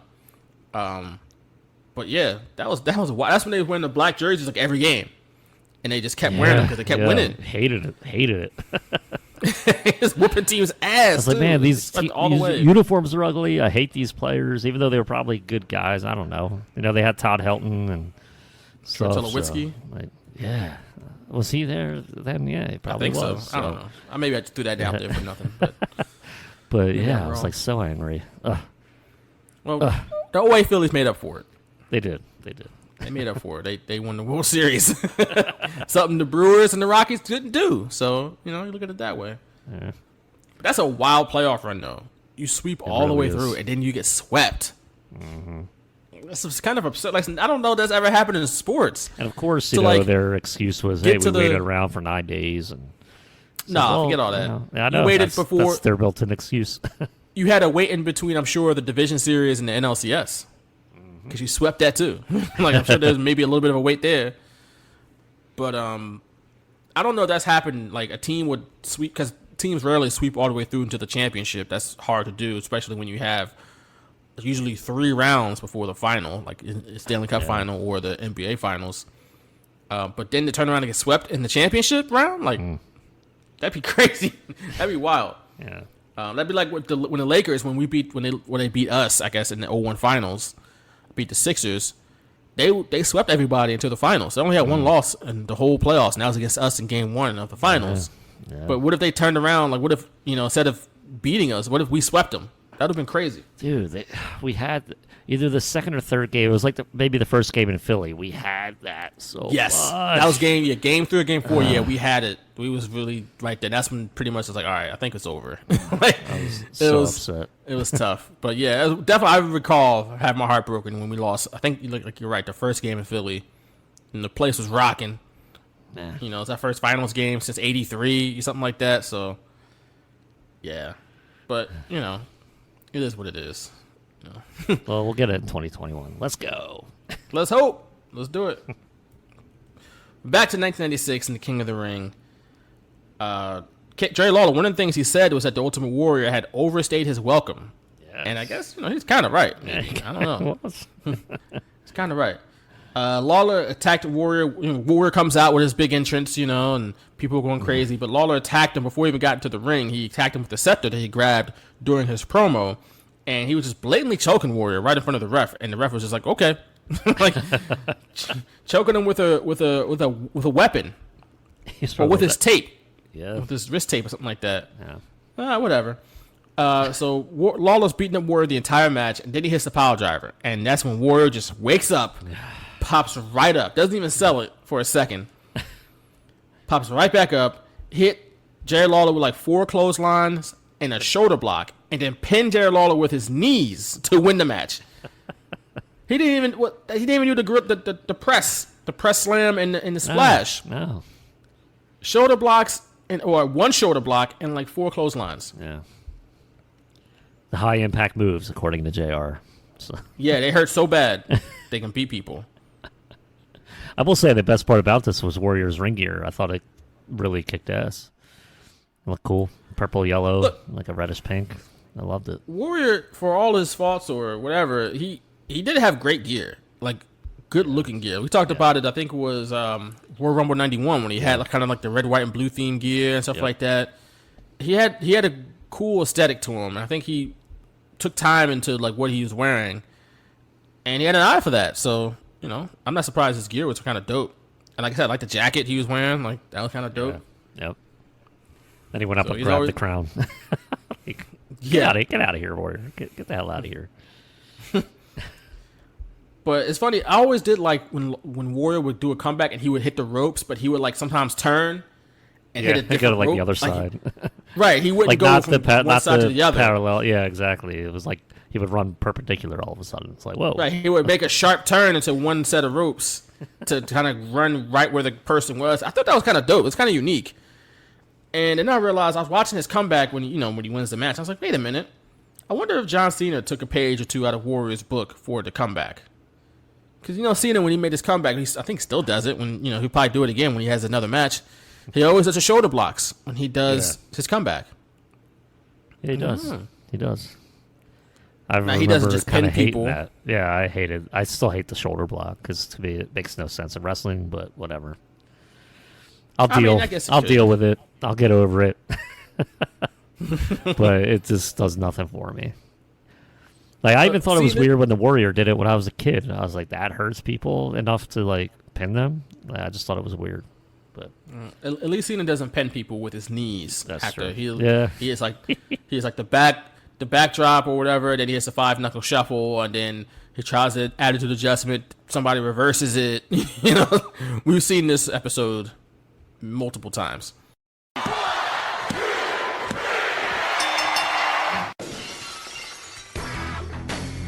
You're listening to The Straight Shooters, featuring Vaughn Johnson and Nick Picone, giving you the best and worst in the world of professional wrestling past and present. The Straight Shooters podcast is available on Apple Podcasts, Google Podcasts, Spotify, Pandora, iHeartRadio, the Radio.com app, TuneIn Radio, Stitcher, Spreaker, Player FM, and wherever else you listen to your podcasts. You can become a patron of The Straight Shooters for only $2 per month by signing up at patreon.com/Shooters Radio. You'll get exclusive content never before heard from two of the best. You can also listen to classic episodes of The Straight Shooters at shootersradio.com. But let's play let's try to rearrange the future a little bit here. Let's say that Warrior somehow managed to stick around WWE past this point. Let's say he was in WWF during the Attitude Era. How would he have fit in 97 and 98, maybe even into 99? probably would have joined like the corporate ministry or something. I thought you were going to say the corporation. I mean, yeah, that wouldn't have fit. No, probably. The corporate ministry. Okay. I mean, my first thought was corporate ministry, but I could see anyway. Like, yeah, he would have had to be in some type of faction, because I don't think what works for him, obviously in the early '90s, and even at this point, you know, we were kind of getting towards the end of like the Ultimate Warrior, like in this era, because everything was more reality based and. I don't think it would have worked until maybe like 2002 when nostalgia came back and you had that Robert Hogan. And I think at that point, everyone would have been like receptive to this Ultimate Warrior. But in the Attitude Era, he would have had to like join some type of turn heel and join some type of faction. Oh, you would have to change. Definitely not change DX. Somehow. Definitely not DX. But no. But he would. Yeah, I agree. He would have had to change. He wouldn't have been able to be talking to the Warriors and and all that stuff he would do in his promos, and then run into the ring and doing all the same stuff that he was doing. Like you said, it's more reality based. They probably would, if he was in WCW, they would have made fun of him at some point or something like that. I mean, he was there, but and it just didn't fit. No, just didn't work. And the WWF, DX would have made fun of him. Yeah, and they would have got way over, and so that's why he would have had to be like a heel.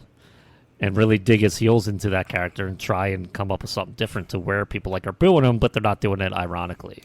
Maybe they would. Maybe he had to change his aesthetic. Maybe he keeps the face paint. Maybe he goes all black or something. Like something would have had to change from the war. You couldn't have been the colorful comic book character he was. And I didn't even think about that. Yeah, he probably would have worked in 2002 because the nostalgia really started with Hogan and that nostalgia pop, right? That WWF still tries to get sometimes to this day when they can. But it did kind of start with Hogan when he came back to WWF in 2002 with the NWO, and everybody was pining for him to return to the red and yellow because in 2002 it had been since 96. So it's been 7 years to that point since everybody had seen the red and yellow. I mean, I guess he might have done it in WCW. In a little bit in he did a little like bit 90, like in 2000. Yeah. But then he went like back to kind of like dark tights. So right, but yeah, it was like maybe like a few months worth of red and yellow in like '99, and he was clearly like. I do recall that, yeah. Right, but by 2002, we hadn't really seen classic Hulk Hogan in a long time. So, by the way, do you know when that same Nitro he went back to the red and yellow was the same Raw that Chris Jericho debuted? Oh, I didn't know that. Yeah. Oh, that's interesting. Big night for me as a wrestling fan. But it's funny. This is a tale of two companies. Here's Chris Jericho, a guy who was pretty pretty much underutilized and is pretty much brand new. I didn't really know Chris Jericho that much, and I was watching WCW. I still wasn't like fully aware of who he was before he arrived in WWF. And here's WCW, so he's pretty much a new guy, essentially, fresh coat of paint, so to speak, who can, you know, now be properly utilized, even though it took a while for WWF to really do that. Which is crazy. But then here's WCW going back to red and yellow, like rehashing 1987, and it's like, okay, well, I know what I'm going to watch. I'm gonna watch the guy who looks kind of current for that time period, for '99, and Chris Jericho, and not the guy who's still reliving 1986. Yeah, they all built it with his son Nicholas bringing him a bag with his red and yellow stuff and be like, "Wear this, Dad." That's when he was like 5 or something. I was like, "Oh, okay." I mean, I was into it, but then it lost steam so quickly. So he went back to like the black colors not shortly after that. Right. So, and like I said, Warrior might have been able to catch on in 02, 03 if they were on good terms. Could have. And hadn't done the self-destruction of Ultimate Warrior DVD. Which, say what you want about Ultimate Warrior, he was a controversial figure, to say the least.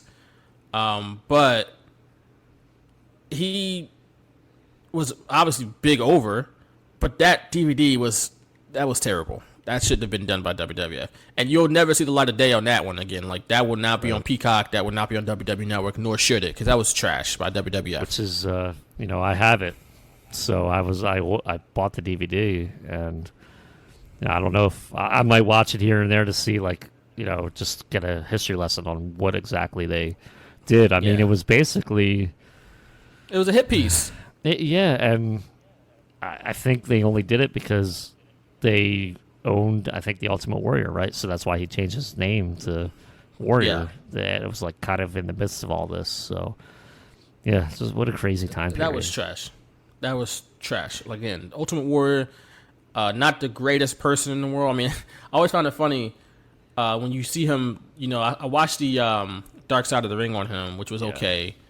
I didn't get a chance to watch the A&E one, but I know the Dana Warrior was like, "Oh, I'm not watching that smut and filth from Dark Side of the Ring." I was like, "That," and I watched. I was like, "That was actually not. There wasn't smut and filth. They didn't trash Ultimate Warrior. They had his ex-wife on there. She's pretty complimentary of Ultimate Warrior. If anything, Jim Cornette and Jim Ross trashed him.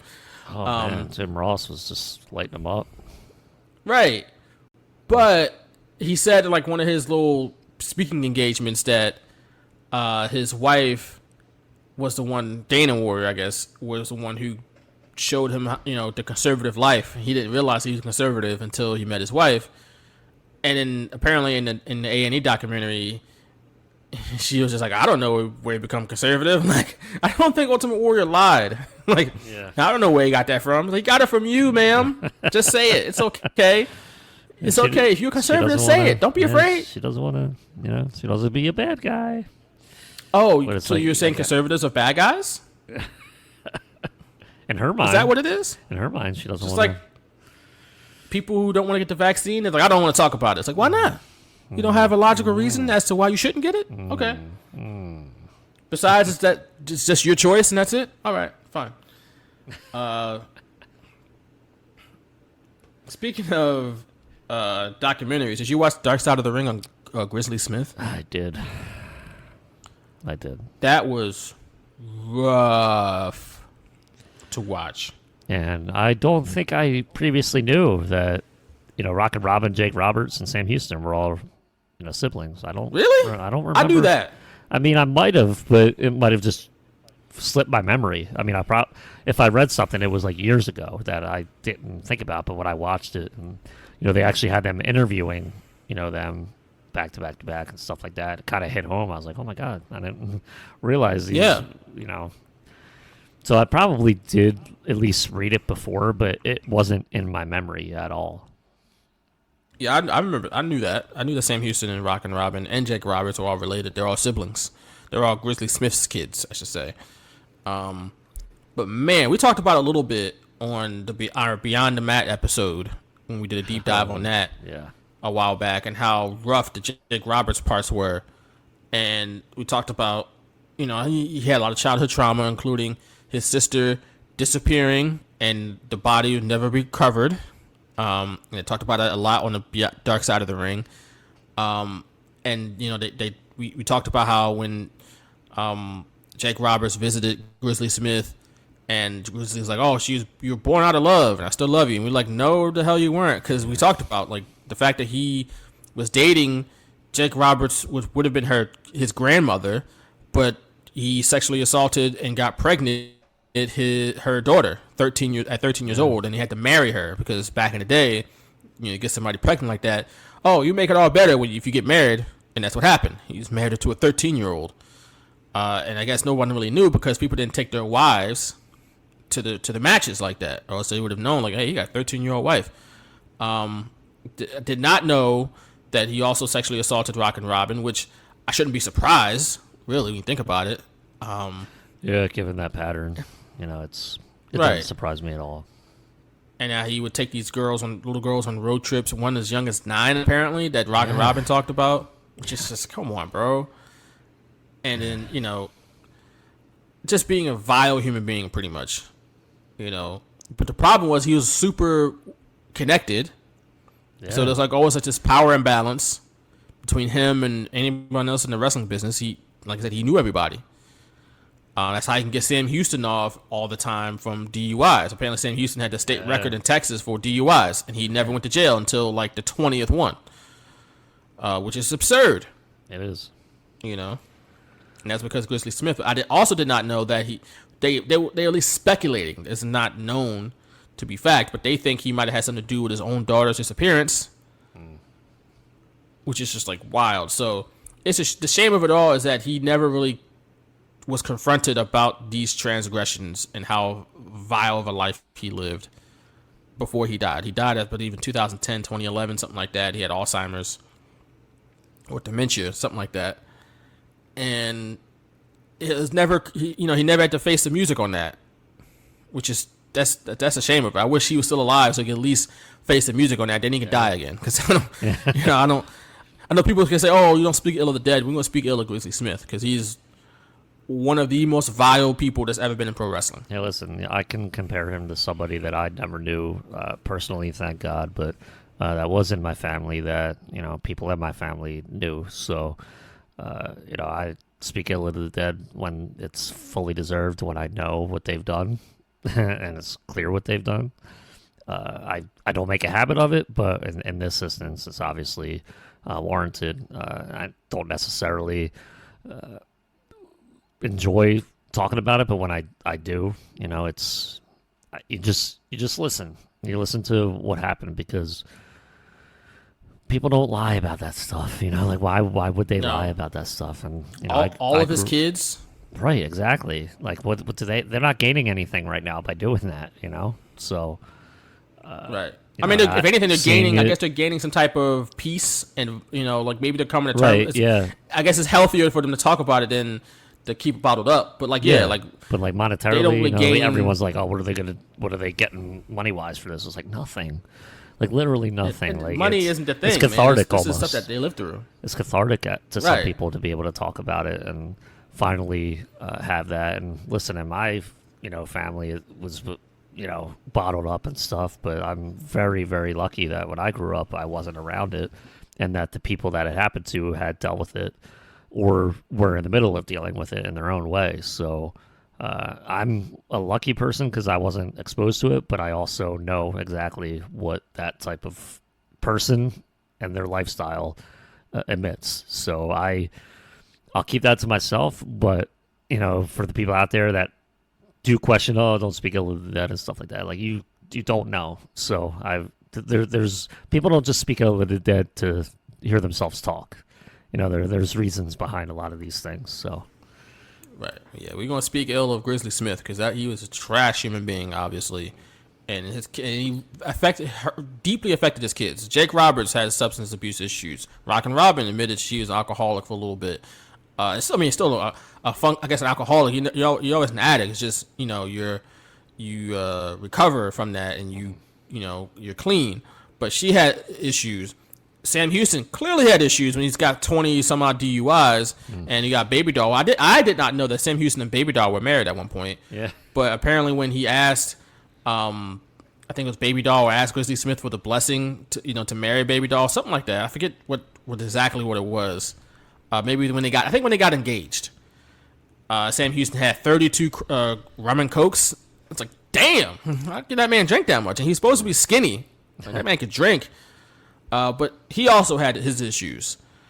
And, it's not surprising when you think about who their dad was and how they were raised. And we talked about it multiple times on this podcast, that your childhood can be the most important years of your life. Things that happen to you in your childhood could stick with you for the rest of your life, especially trauma. There's something about that with children, that the traumatic experiences can last forever, and they could shape the rest of your life. You can, that pain can live with you, and all of a sudden you want to self-medicate. How do you do that? Yeah. Drugs and alcohol, whatever. Especially when you don't realize it's traumatic, when you go through it. You just kind of think, okay, this is a normal thing, and then you realize you haven't confronted it. It's not. Right. So hopefully the Jake Roberts, Rockin' Robin, Sam Houston, I forget the fourth sibling's name off the top of my head. Hopefully they can, get together and reconcile. It sounded like they wanted to. Yeah, it seemed like, he was there when Grizzly Smith died, and like he was very upset about it. So he gave him up for adoption. He was a lucky one. I know, right? And even he was given up for adoption. I don't know, yeah. But he was a lucky one and not subject to the abuse that the others were. But even he was still given up for adoption, and there's no reason that he was. He never got a reason. And a kid getting given up for adoption can be traumatic. Living in foster homes, and that can change your life. Sometimes see a lot of kids who get into trouble a lot. They probably were adopted. They probably were in the system in foster care. So he had it good, and he was given up for adoption for no real reason. Terrible. Yeah. Terrible, man. Mm-hmm. So, speaking of Jake Roberts, transition out of that, we go back to King of the Ring 1986, where Gorilla Monsoon is being interviewed, and he said that Jake Roberts was obviously very hurt, but he's going to let Jake Roberts continue, and said if he had to stop the match between Roberts and Steve Austin in the King of the Ring finals, he would. So that will come into play later on. But moving on, we have Mankind going against The Undertaker. And I think, was this their first real match together? I believe so. I think this was like their first one-on-one. Yeah, because they went back and forth in these matches and appearances. Beware of Dog, we saw Mankind show up and the casket. And like on Raw, he attacked him. But yeah, this is the first. I doubt they would give this away on Raw. So yeah, I believe this is the first real match. This rivalry at this point was very good. It was a great way to introduce Mick Foley as Mankind to a pretty much a new audience. I mean, he wasn't WCW, he wasn't ECW, but sometimes those audiences didn't always overlap. So there's some people out there, I'm sure, when Mankind showed up, that there's some people who had never seen Cactus Jack. They had never seen Mick in any capacity. Because I think he was only Cactus Jack at this point. He wasn't any other character. Yeah, well, it's funny. Wrestling. What I saw, I know he went he was like Cactus Jack Manson and stuff like that. Because if you didn't watch the A&E biography yet, they go through some of his earlier characters before Cactus Jack really stuck. And I think he added Manson to the end because he looked like, I guess, Charles Manson or whatever. But then he just went right back to Cactus Jack. I don't remember if he was anything before that. But he was Nick Faley. The WWF as a jobber name. Right. I remember that. Nick Faley. But at this point, I had seen Cactus Jack in WCW, and I did not, obviously I didn't have the internet. I didn't know they were the same person at this time. But I was really like, that guy, he sounds like him, and he walks like him a little bit, but I can't see his face. So, I was just like, I think it's him, but maybe there's somebody that sounds and looks like him. I don't know, and walks like him. But it wasn't until they did that in-depth interview in '97 where I was like, yes, that's Cactus Jack. I knew it. Yeah, that has to be him. It's funny that this feud was pretty good in 1996, but their most famous match happened 2 years later at the King of the Ring with virtually no build-up or story. Not at all. they were just thrown together, and it was like Hell in a Cell. I was like, oh, okay, and that's their most famous match together. When they had all the backstory, all the lore, all the storytelling in this feud at 96. This was the time where they put time in and really developed the character of the Undertaker. Even all the characters involved, they all developed because of this feud. Whether you got Mankind being introduced and Undertaker and Paul Bearer splitting off from each other, there's a lot happened in this feud in 1996. But that Hell in a Cell match is the one that everybody talks about to this day. Yeah, and this probably was the feud of the year in 1996. 1998, not so much. I think Mankind only had come back like a few weeks prior. And then there was like, boom, they're in Hell in a Cell. I was like, oh, okay. Like, geez. Yeah, okay. Yeah. So, I would imagine this was feud of the year, 96, because, I mean, I don't know what was happening in WCW besides NWO forming. That would have been feud of the year. Oh, God. Nah. Would you go Piper Hogan? No, at the because end of that didn't start till, November, really, the end of Halloween Havoc, end of October, so definitely not feud of the year for me. But Mankind Undertaker, they had 3 pay-per-view matches, right? At this, they had SummerSlam. 4, because Buried Alive, and then Buried Alive, as I say, Buried Alive, which we've talked about. We talked about that already, Buried Alive. We did. And check that out in the archives. But then they had another one at Survivor Series. I do not recall that, which is stupid. Like, how do you come back from a Buried Alive match? The Shark Cage with Paul Bearer. They had Paul Bearer in the Shark Cage. Yeah, that's so dumb, bro. That's so stupid. The Buried Alive match is the blow off, bro. Somebody got buried alive. And then I guess the Undertaker has to come back. Yeah, and he literally won the Survivor Series match with a tombstone. Jesus. I guess he has to come back and get his win back. Undertaker gets buried alive, or when he gets murdered. He has to come back, be resurrected, and get his win back, I guess. Because we saw it at Royal Rumble 94 when he ascended to heaven, he's always got to come back somehow. We saw it in 03 when he got buried alive, and he came back. He's always coming back and he got his win back over Kane, It always happens. But Mick Foley, I thought he brilliantly played Mankind. Like, he just dove into that character with the squealing and all that. And the way they presented him was brilliant, too, when they had the intro and the outro music. And the outro music was just so nice and uplifting and serene, despite the fact that Mankind just committed some sadistic act, on television.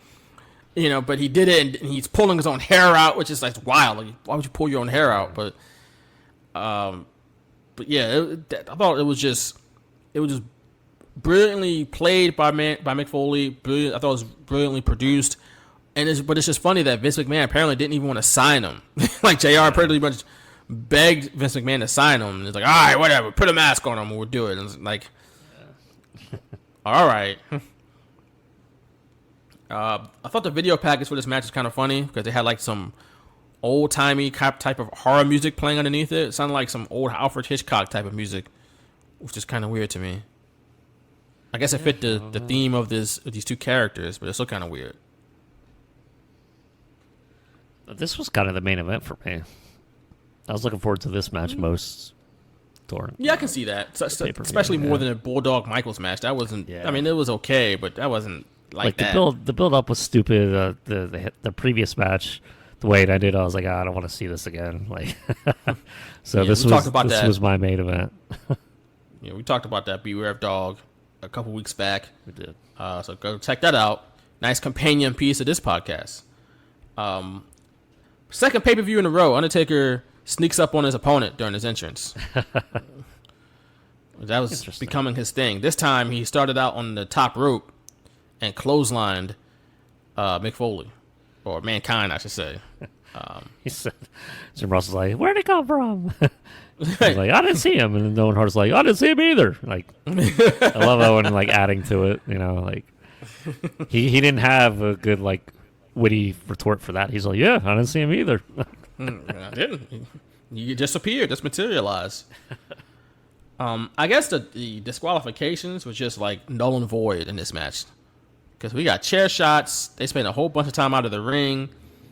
There's a lot going on in this match. It wasn't like no disqualification and no count out match. It wasn't anything. It was billed as a regular match. So I don't know. Maybe I missed it on commentary if they said something, but yeah, to me it was like a normal match going in. And the Boiler Room Brawl was the first like real stipulated match for me between these two. So I just thought it was a regular match. I didn't even think about like the steel chair shots and stuff like that until you said it. Which the Boiler Room Brawl was not a match you saw in WWF. They did not have a lot of weapon usage or backstage fights in WWF. So we might talk about that one day and how kind of, I wouldn't say groundbreaking because it wasn't like the first hardcore match ever, but it was for WWF. It was a break from the norm, so to speak. I still remember it to this day. One of my favorite matches ever, but probably not towards the top of the list, but definitely in my top 10 or 15. Especially seeing like the wrestlers in the hallway, just kind of like like coming out in the hallway and looking at them as they're like, you know, fighting through the hallway. That stuck with me forever because I'm like, oh my God, like the wrestlers back there, they're watching this. And I just saw you come out, go in the ring, and then go home. Like I didn't know there were wrestlers backstage. Like they wear normal clothes. Basically, I haven't seen the match in ages, but I'm sure somebody's standing back there with a t-shirt tucked into some jorts. Yeah, that was the look back in '96. Sure, there is. Throughout the '90s, it seemed like. Gotta have your shirt tucked into your jorts, bro. Gotta. But the finish of this match came when Paul Bearer mistakenly hit the Undertaker with the urn, and Mankind locked in the Mandible Claw to pick up the win. So. Of course, that urn has been on like the WWE Buried Treasure show, and it's like the note called the Betrayal Urn. But you know, there's kind of a foreshadowing of what was to come because again, Paul Bearer would turn on the Undertaker at SummerSlam with this urn. But on this night, it was a mistake, and Owen Hart, if anything, pretty much foreshadowed. He pretty much gave it away and said that, you know, Paul Bearer, he probably is tired of the Undertaker and probably meant to do it. And it's like, wait, man. We didn't get to that part yet. Shut up, man. It's like I know he's supposed to be the heel, but that was like his Bobby Heenan moment where, you know, Bash at the Beach is like, whose side is he on? It's like, you know, this is Owen Hart be like, he's probably sick of him. He probably meant to do it. And of course, me, I'm like, Owen's so stupid. I'm sure that gave it away for some people. Like, oh wait, Paul Bearer's probably gonna turn on Undertaker. Yeah, definitely not me. Yep. That was one of the times I was legit shocked as a kid. I was like, oh my God. I was like, that's not Paul Bearer. That's a fake. Like, where's Paul Bearer? Fake. It's funny you mentioned that.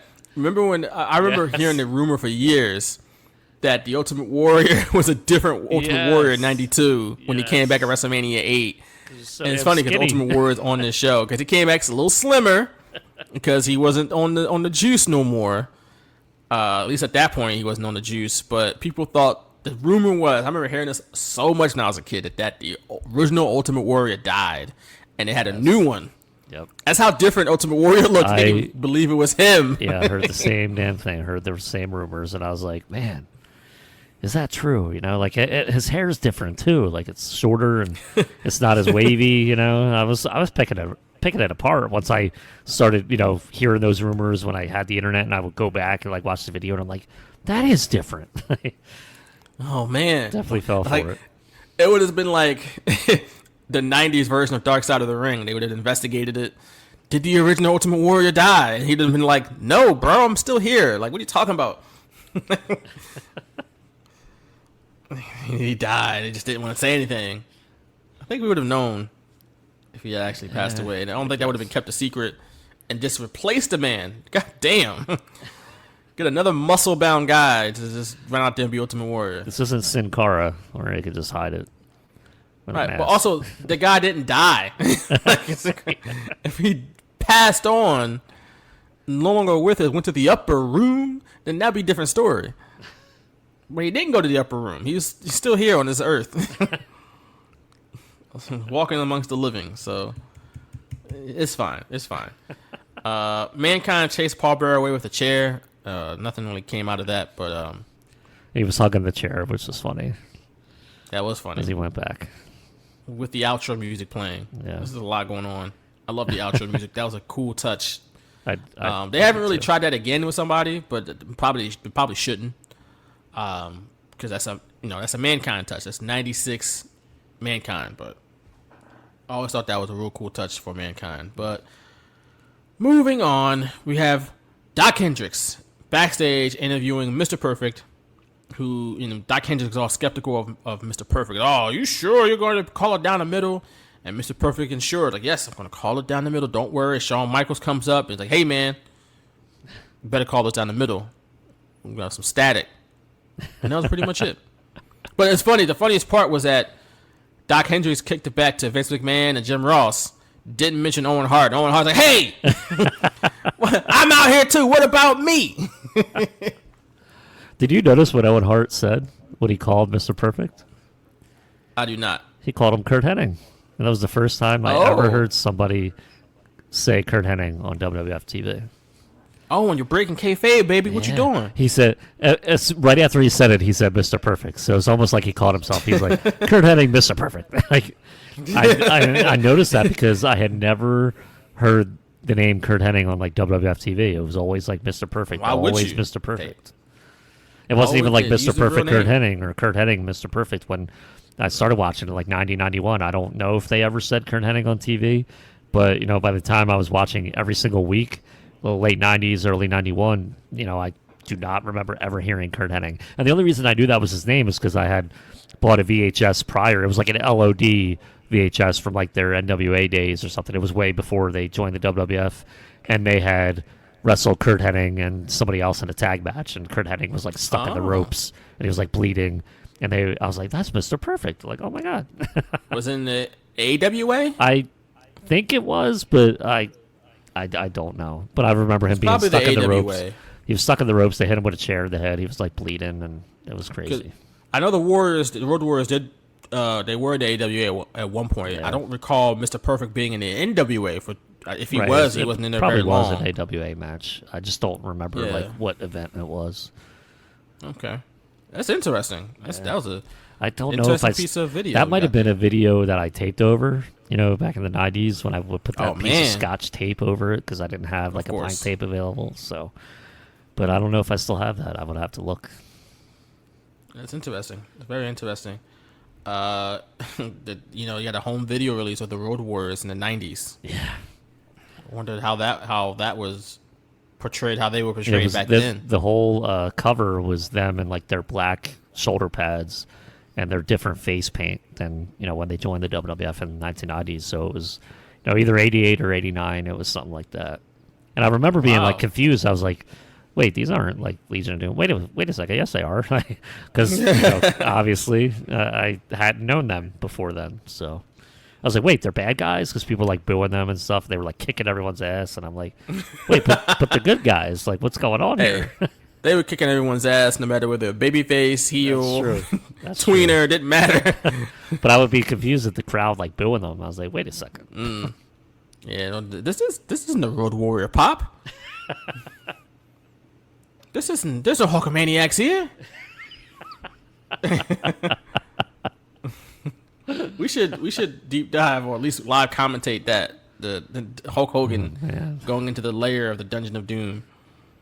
Hopefully it's just like a YouTube video. I don't even remember. Was it on a Nitro or Saturday night or something? I hope it wasn't a pay-per-view. I do not remember, but we should watch it one day. We should. We'll have to find it. And I'm probably going to get it highly inebriated so I can even enjoy it even more. We'll see. We'll circle back on that and table that discussion for later. But moving on, we have the WWF Intercontinental Championship, Goldust defending against Ahmed Johnson. Now, before we get into the match, we got to talk about Goldust. Because I feel like we always hear nothing but praise about Goldust and like the character of Goldust in like 95, 96. And it does warrant some praise. The presentation was spectacular. I don't think we've seen any wrestlers presented like that before Goldust. Like, how many wrestlers got the interest that Goldust got prior to 95? Not many. I mean, you didn't see world champions get that type of entrance, right? It was awe-inspiring, honestly, for that time period. I thought Dustin Rhodes played the character like we saw with Mankind, played it brilliantly. Mick Foley did. Dustin Rhodes, I mean, he became Goldust essentially. Like, it made his career, right? And Goldust is still over to this day. That character is still, if he returned to WWF tomorrow, it'd be like you get a big pop. And he pretty much, especially when he got himself in better shape, got his life together, Goldust was over. People was behind Goldust, and it's pretty much a timeless character, right? And Dustin Rhodes still is pretty much, not really pretty much that character, but he's carried that character with him throughout his time in wrestling. Whether he's in TNA, he always paints his face. He didn't paint his face before Goldust. No. But since Goldust, he's been wearing the bodysuits and he's painted his face in some way. Now, his TNA run was not great when he was, Black Rain or something like that, and he walked out with a spider. That was trash. Phillies just walked it off against the Braves, baby. Let's go. Luke Williams, 2-run homer. Bottom of the Good ninth. job. 2-1. Phillies win. All right. Suck it, Atlanta. Hawks and Braves. Beat the Hawks one day, beat the Braves the next day. Let's do it. They should have won last night, too, bastards. Can't win them all. The Phillies, not the Sixers. The Sixers won. All right. I'm sorry. We got to do it again in Atlanta. You got to get them a couple more. You got to get at least one game in Atlanta, if not both of them. Yeah. But Goldust is a timeless character. If he retired tomorrow, he could do conventions as Goldust and make a lot of money. Like, it's still a character that's over. Yeah. But this version of Goldust, not the version from like 2002 when he got electrocuted and he started doing the stutter and stuff like that, or even the most recent incarnation of Goldust, which was, I don't know, kind of nostalgic, but they weren't playing up the sexuality. This version was playing up the sexuality of Goldust.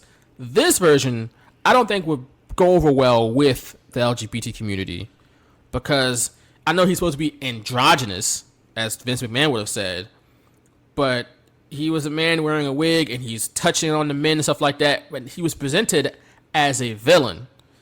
Yes. And they made him out to be like a sexual deviant, and it just made it okay to attack someone like Goldust. Like, gay men aren't just out here being sexual deviants, right? Mm-hmm. And just running up on men and trying to kiss them. Like, that's not how that doesn't happen. Mm-hmm. You know, this is reality. That does not happen. But it seemed like it made it okay to, like, if somebody were to, you know, were gay or trans or whatever, and if they were to approach you in any sort of way, you better be on guard, because they might try to touch you, kiss you, or something like that. Yeah. And I think that wouldn't go over well with the audience today. Maybe a future incarnation of Goldust be okay, but this version. Now, WWF tried to be a little tactful, slightly tactful, and saying that, oh, it's just his histrionics. It's just him playing mind games. Yeah, but, you know, to me, I mean, it's okay. You want to make that the excuse, go ahead. But then it's like you're sending the message that, you know, if you really want to F with somebody's mind, act like this. It's like, right? Come on. Just be gay, and he don't know what to do. Exactly. It's like, exactly. Okay, we should know how to act around, you know, people. And the way Ahmed Johnson would, you know, respond to it, like he responded in this match. It's just like, all right, come on. You know, it definitely doesn't sit well with me today. I mean, you're allowed to be upset if somebody kisses you without your permission. It's just that he doesn't have to do that. Right. Because he's not just, like I said, a sexual deviant. Like, he's just trying to kiss men all the time. He shouldn't be. Right. That shouldn't be what his character is. Back in 95, 96, when, you know, the world was a little different, that's what made him a heel. Yeah. You know, people were still saying the F word back then. People were... The way we treat, you know, people from, you know, gays, lesbians, trans, you know, and plus, you know, LGBTQA plus, the way we treated people, you know, like that was a lot different than we do today. And even today, we still got a long way to go, right? They're still discriminated against. There's all these laws against trans people, which is just ridiculous. Like, there's a big problem. Watch out for the trans people. They're gonna the boys are gonna try to become girls and play sports. It's like, that doesn't happen, man. Like, what little boy is gonna try to dress up as a girl to play a sport, just to play sports, not because he wants to be a woman and wants to, you know, be who he, you know, how he feels. No, so I can dominate at field hockey. That's not what happens. Like, come on. This isn't like there's no like ulterior motives type stuff. This is how people want to live. Correct. It's totally different. Correct. People don't see it that way. They see it as like, oh, this is going to open the door for this and that. And it's like, no, it's not. It's going to open the door for people living how they truly want to live how they truly are. But things were different back in '96. Yeah. So it helped Goldust become a heel. So yeah, and one to remember too, because I remember everything about this run by him, starting in '95 and in '96. It really wasn't until his Triple H feud where that kind of his character changed. He was like kind of a babyface at that point, so he didn't do those histrionics or mind games or whatever. It was just kind of straight, like, I want to beat your ass, like, for real. And that was kind of obviously people started cheering him and before that, so he eventually became babyface. But it's just like very weird to watch nowadays. Very weird to watch because it's just, I don't know, man. You kind of laid it out perfectly. Yeah, it's interesting to watch back now here 25 years later, especially with this storyline. Yeah, where he gives mouth to mouth to Ahmed Johnson, and the announcer like, "Oh, that's sick" or whatever. But like, not because that's reprehensible. Ahmed Johnson, right? Not because Ahmed Johnson was kissed without his permission. If that was a woman, they wouldn't have reacted that way. Let's say if Sonny had done that, they'd be like, "Whoa, good for Ahmed Johnson. How lucky is he?" But because it's Goldust, oh no, God, what the hell? And it's like, how about the fact that he was against his permission? He was unconscious when it happened. That's the bad part, if anything. But the match itself started off kind of funny with Ahmed Johnson being so angry about all this that he runs through the doors and knocks down the guys who open the doors, doormen, which is made for a funny gift these days, which I should use more often. I think it's funny to see that. But Ahmed Johnson damn near killed himself on a dive. What the hell was he thinking with this dive? Who thought this was a good idea? I think Goldust had his knee was still banged up at this point, because if you'll remember, it was banged up against Ultimate Warrior, and I think the May in your house, and then the Undertaker, Beware, or no, that was Beware of Dog. It was the April in your house, Ultimate Warrior and Goldust. So, and you could see like through his bodysuit, it was still kind of heavily taped. So yeah, he had a big brace on it. He even couldn't he wouldn't have been able to catch him anyway. So he probably looked up and was like, "What are you doing?" Like, Ahmed's like flying at him, like, "What? I can't catch him!" Like, what the hell? It just fell flat on his damn back. Thank goodness he landed the way he did, because that would have been bad. Right. It was just not a good idea for somebody like Ahmed Johnson, who's like well over 300 pounds. Sure, he's athletic, but come on. And clearly something went haywire because Goldust wasn't close enough to catch him. It was just like, no. Nobody. The reason why Ahmed Johnson wasn't in the position that he was in wasn't because he could fly through the air. It's because he was a powerhouse. Big jacked up dude. At one point, Goldust used the steel steps, but it looked like you probably go, well, what happened to the ref? Why didn't he disqualify him? Well, they didn't shoot the fact that the ref was apparently talking to Marlena when that happened. So JR had to cover it up. I'm like, oh yeah, I guess he didn't see it. It's behind his back, blah blah blah. So good job of JR for at least covering that up, because I was wondering that too. It's like, where the hell is a disqualification? Like, he picked up the steel steps, but and used them, but apparently he was talking to Marlena and they missed the shot. But the finish comes when Goldust gives Ahmed Johnson mouth to mouth again, but Ahmed Johnson was not having it this time. He grabbed him by the throat, picked him up, started whooping his ass, going crazy, opened up a big old can of whoop ass, and then hit him with the Pearl River Plunge, which is still a dope finishing move. Say what you want about Ahmed Johnson, the Pearl River Plunge is dope.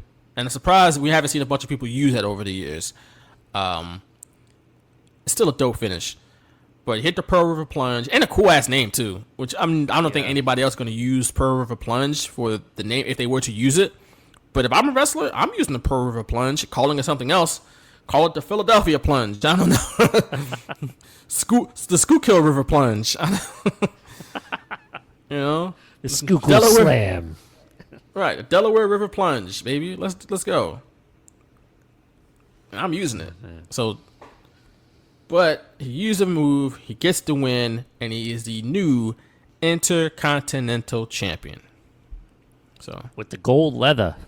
with the gold strap. Yes, I forgot the strap was gold because Goldust had it. So that's an obvious one.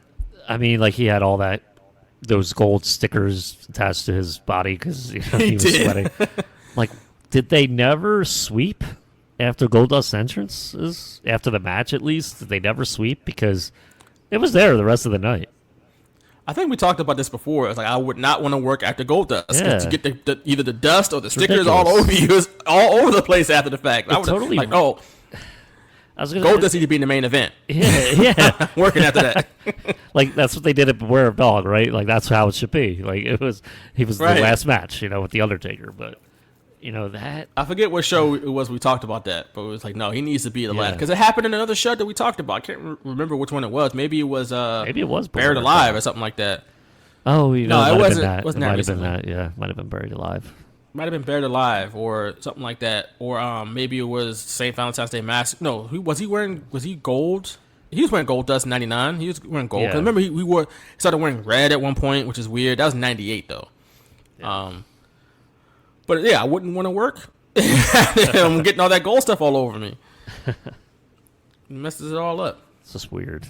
It didn't ruin it, but I was like looking at it, I'm like, that looks stupid. Like you got crap all over your body and you're acting like it doesn't bother you. Like, get out of here. Yeah, a lot going on. I'd be like that. wiping Maybe not time to that think about off. Like if I saw it on my arms and chest, I'd be wiping that off. Like, get off. Yeah, get off me. Or at least trying to. I don't know how easy it would have came off, but whatever. Yeah. Moving on from that, we got a commercial for International Incident, which is the next In Your House. From where? Funny thing, what's that? From where? Vancouver. Did they really need international in there? I mean, technically it is. When I think It's another international, I'm country. like, oh, it's going to be in Europe or something. But Right. It's the Get outta same here. continent still. Get out of here. International. But yeah, it's not that far. But yeah, it's technically international. It's Canada. It's a different country. Whatever. Same continent, different country. So technically it's true. But the main event on that show was set up here on this here show, but with a slight change. We'll talk about that in a little bit. And then we get a shot of Ahmed Johnson walking into the locker room where all the baby faces are waiting for him to give him a champagne shower, including one of the what are they called? I can't remember their name now. The guys who marched to the ring. Bushwhackers. The Bushwhackers, yeah. I'm thinking like the Hillbillies. No, I'm like not the Sheep Herders. They were the Sheep Herders before WWF. Not the Sheep Herders. Damn it, what were their name? The Bushwhackers. I don't know if it was Luke or I forget the other one's name now. Butch. Butch. Look, Oh man. my goodness. Look. I get the Listen, Bushwhackers. to your point, I didn't even know they were around here at this point. I had no idea neither. Maybe he was an agent or something. I What was the like, hell yeah, was he doing? I was looking. I was like, wait, the Bushwhackers? What? And it's funny because I didn't remember the Bushwhackers, but the name that popped in my head was the Sheep Herders. And it's like, why would I remember that? That's not who they're famous to be. That's not their most famous name. Like that's not what they're known for. Well, they were in an episode of Family Matters. Remember that? No, I do not. Oh my god, maybe we have to deep dive on that. Maybe. If you want us to, feel free to, go over to patreon.com/shootersradio and request it. And we'll talk about it. We'll do it. But yeah, Sheep Herders, which it's funny how they were like this like super dangerous tag team and before WWF. Like they were doing barbed wire matches and hardcore matches. And then they get to WWF and they're the Bushwhackers. And they just march to the ring. I don't know if I ever seen them win a match in WWF. It's just the Bushwhackers. And that was it. It was Butch and Luke. And that was it. So. And I always got yeah. them like mixed up I always thought Yeah, like, that's what I'm saying. I Butch didn't know which one it was. Luke and Luke was Butch. I couldn't tell. But he's back there. Aldo Montoya's back there with the champagne. Just fresh over a loss to Triple H. Like, come on. Right. He lost, but he's still happy for Ahmed Johnson because, boy, he deserved it. That was nice. And then Shawn Michaels is back there, which is another bit of foreshadowing for later on. But, top two champions are both baby faces. They're like friends. That's nice. Then we get a promo of sorts from Brian Pillman. And there's Brian Pillman. What's he doing here? Brian Pillman Coming down with crutches. With the World Wrestling Federation. And Mr. Pillman, unfortunately, Just after his car accident. Yes, he signed. He had the car accident in April, and he signed on June 10th with a big press conference too. Which is It was. interesting. I remember Very interesting. people wanted Vince to save it for the pay-per-view, but he wanted to make sure that people knew that Pillman was with the WWF. I guess to kind of stick it to WCW because they took Razor and Diesel. He got Mark Merrow and Brian Pillman. A little bit different. Somewhat of a time bomb as Gerald, let's take it. Go ahead. All right, Vince, thanks very much. Brian Pillman. How's my extended family doing, Jimmy? Fine. I forgot to tell you, I don't even give a damn about my own family. And I think even less of this sewer of human waste that sits before me. It's easy to He's right see about why Milwaukee. Jeffrey Dahmer tried to consume this whole state from head to toe. It's not really funny. I'm sure the fans are excited about the day that you'll be able to compete in the ring. How do you think you're going to measure up to this level of competition? Listen, you stupid son of a bitch. I'm conducting. We apologize. What's he doing? Like, What I'd like to know Being is a loose cannon, man. how do you feel being one of the members of the wretched refuse, sitting paralyzed with fear while Brian F. Pillman says whatever he wants. what was maniacal We're laugh, gonna though? find out It cracks real me up. soon if one of your so-called WWF superstars has the guts to stop me. All right. All right. And he goes back. Well, he continues, but then as he walks back, guess who he passes? All right. His old boy, Steve Austin. No longer stunning Steve Austin. Now Stone Cold Steve Austin. Of course, Austin and Pillman were tag team partners in WCW when they were the Hollywood Blondes. And of course, now we got Brian Pillman Jr. in a tag team called the Varsity Blondes in AEW. But, cross paths and, exchange some pleasantries, I guess. They're also good friends in real life as well. But, of course, that was set up eventually where they had the whole gun angle where Austin's breaking into Brian Pillman's house. And we had the invention of the Pillmanizer. Steve Austin created that when he wrapped the chair around his ankle and, stomped on the chair. So, What an episode of but- Superstars. It's just like, okay. right. How about that? But Vince McMahon mentioned during Austin's entrance that Austin had went to the hospital to get his What? mouth stitched up. Oh, not a local medical Oh. facility? Well, yeah, that's what it is. By the way, this is the King of the Ring finals now. We got Steve Austin going against Jake Roberts. Winner is crowned, literally, the King of the Ring. But he apparently had gotten 16 stitches. So that's what we know on the broadcast. But what we didn't know, at the time, but we would find out later, is that Austin had spoke to Michael Hayes, a.k.a. Doc Hendricks, before his entrance and kind of got the scoop on what Jake had talked about during his promo earlier in the night. So he kept that in the back of his mind, because he knew he was going to win the match, obviously, and he knew he was going to get a promo after the match. He's like, okay, let me play off of something that Jake said. Again, that promo that Jake had with Doc Hendricks is a pivotal moment in Steve Austin's career, because that was the impetus for what he would say after this match. Austin jumps on Roberts right away, beats him up pretty much the whole time. Gorilla Monsoon comes out to check on Jake Roberts, see if he wanted to continue. Jake Roberts does.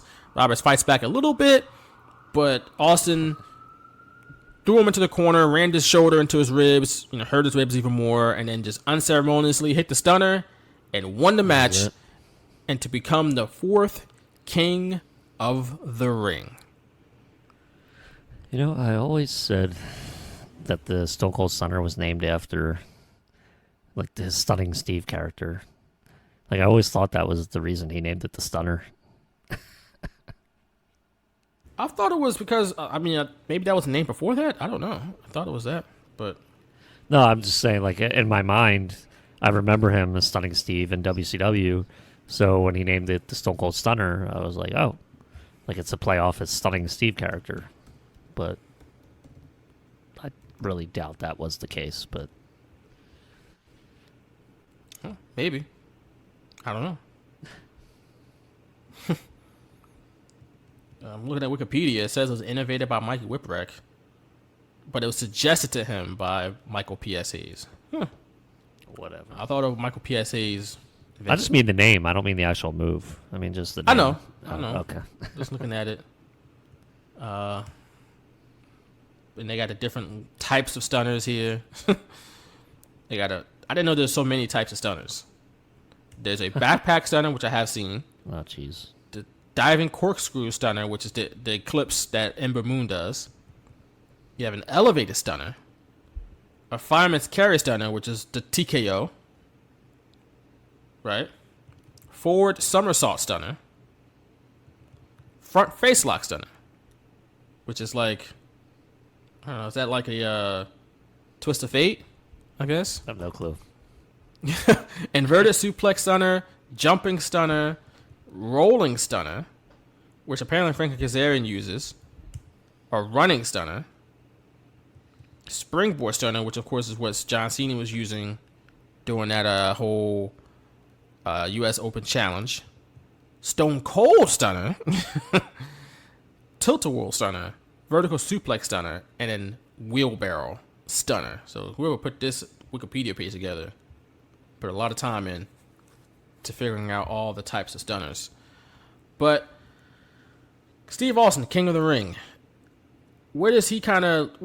Who are some of your top Kings of the Ring? I keep forgetting. There's multiple kings, not rings. Kings of the Ring. Who are some of the guys that come to mind for you when you think of the King of the Ring? Honestly, Brett and Owen up top. Yes.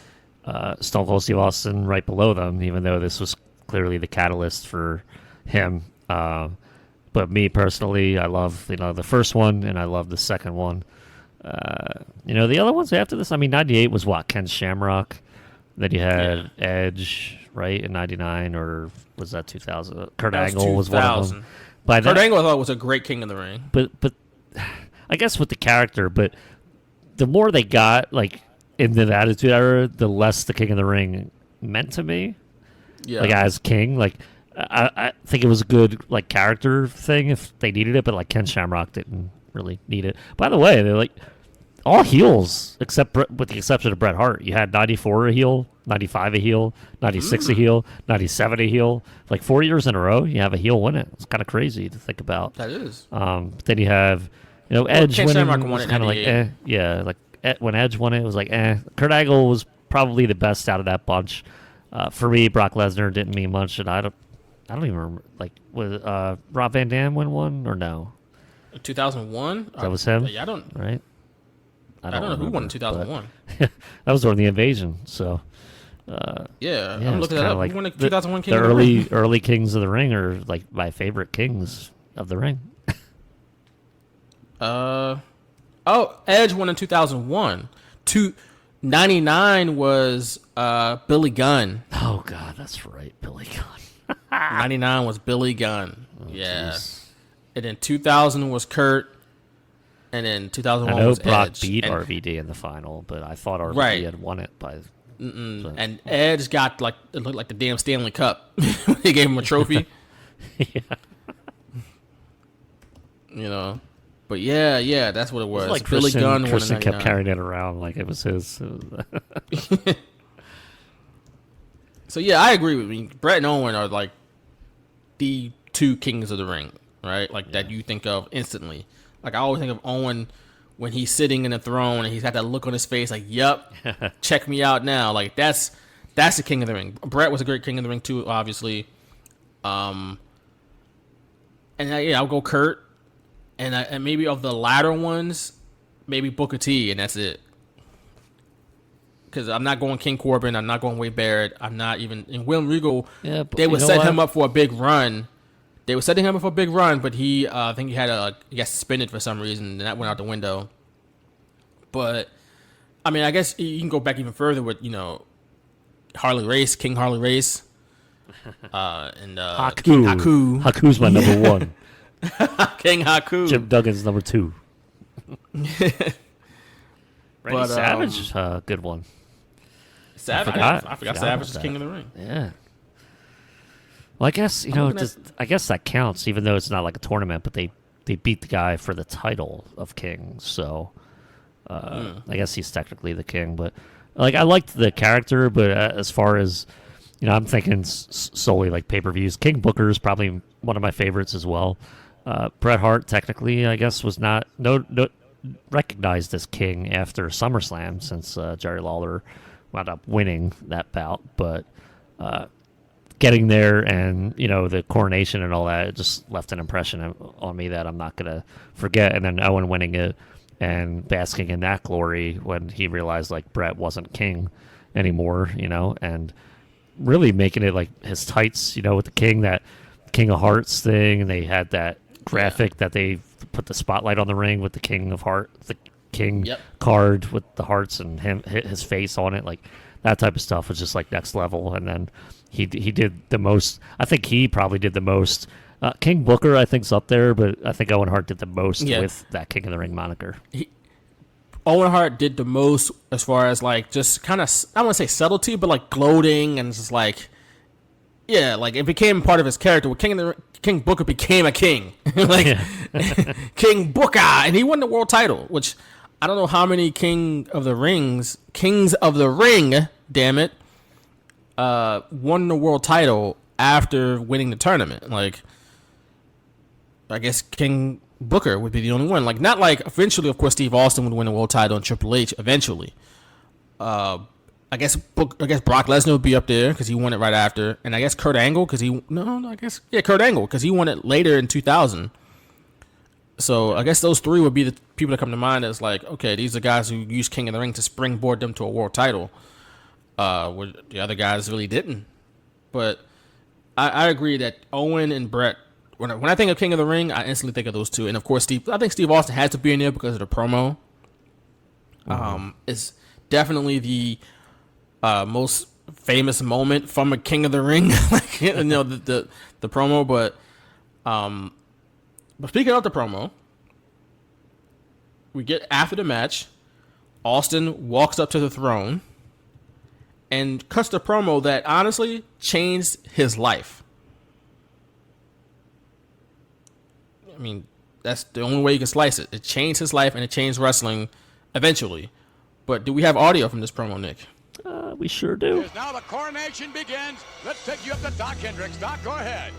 All right, ladies and gentlemen, the fourth prestigious King of the Ring, Stone Cold Steve Austin, an incredible victory. The first thing I want to be done is to get that piece of crap out of my ring. Come on. Don't just talk about Earl Hebner. Get him out of the WWF. Wow. Because I've proved, son, without a shadow of a doubt, you ain't got what it takes anymore. You sit there and you thump your Bible and you say your prayers, and it didn't get you anywhere. Talk about your Psalms, talk about John 3:16. Austin 3:16 says I just whipped your ass. He is Stone Cold. Come on, that's not necessary. All he's got to do is go buy him a cheap bottle of Thunderbird. All right, stop. And try to dig back messed some up. of that courage he had in his prime. As the King of the Ring, I'm serving notice to every one of the WWF superstars. I don't give a damn what they are. They're all on the list, and that's Stone Cold's list, and I'm fixing to start running through all of them. All right, Stone Cold Steve Austin. And his remarks? It's trying to move on. As far as Right. the Fast championship bits. match is considered, son, I don't give a damn if it's Davey Boy Smith or Shawn Michaels.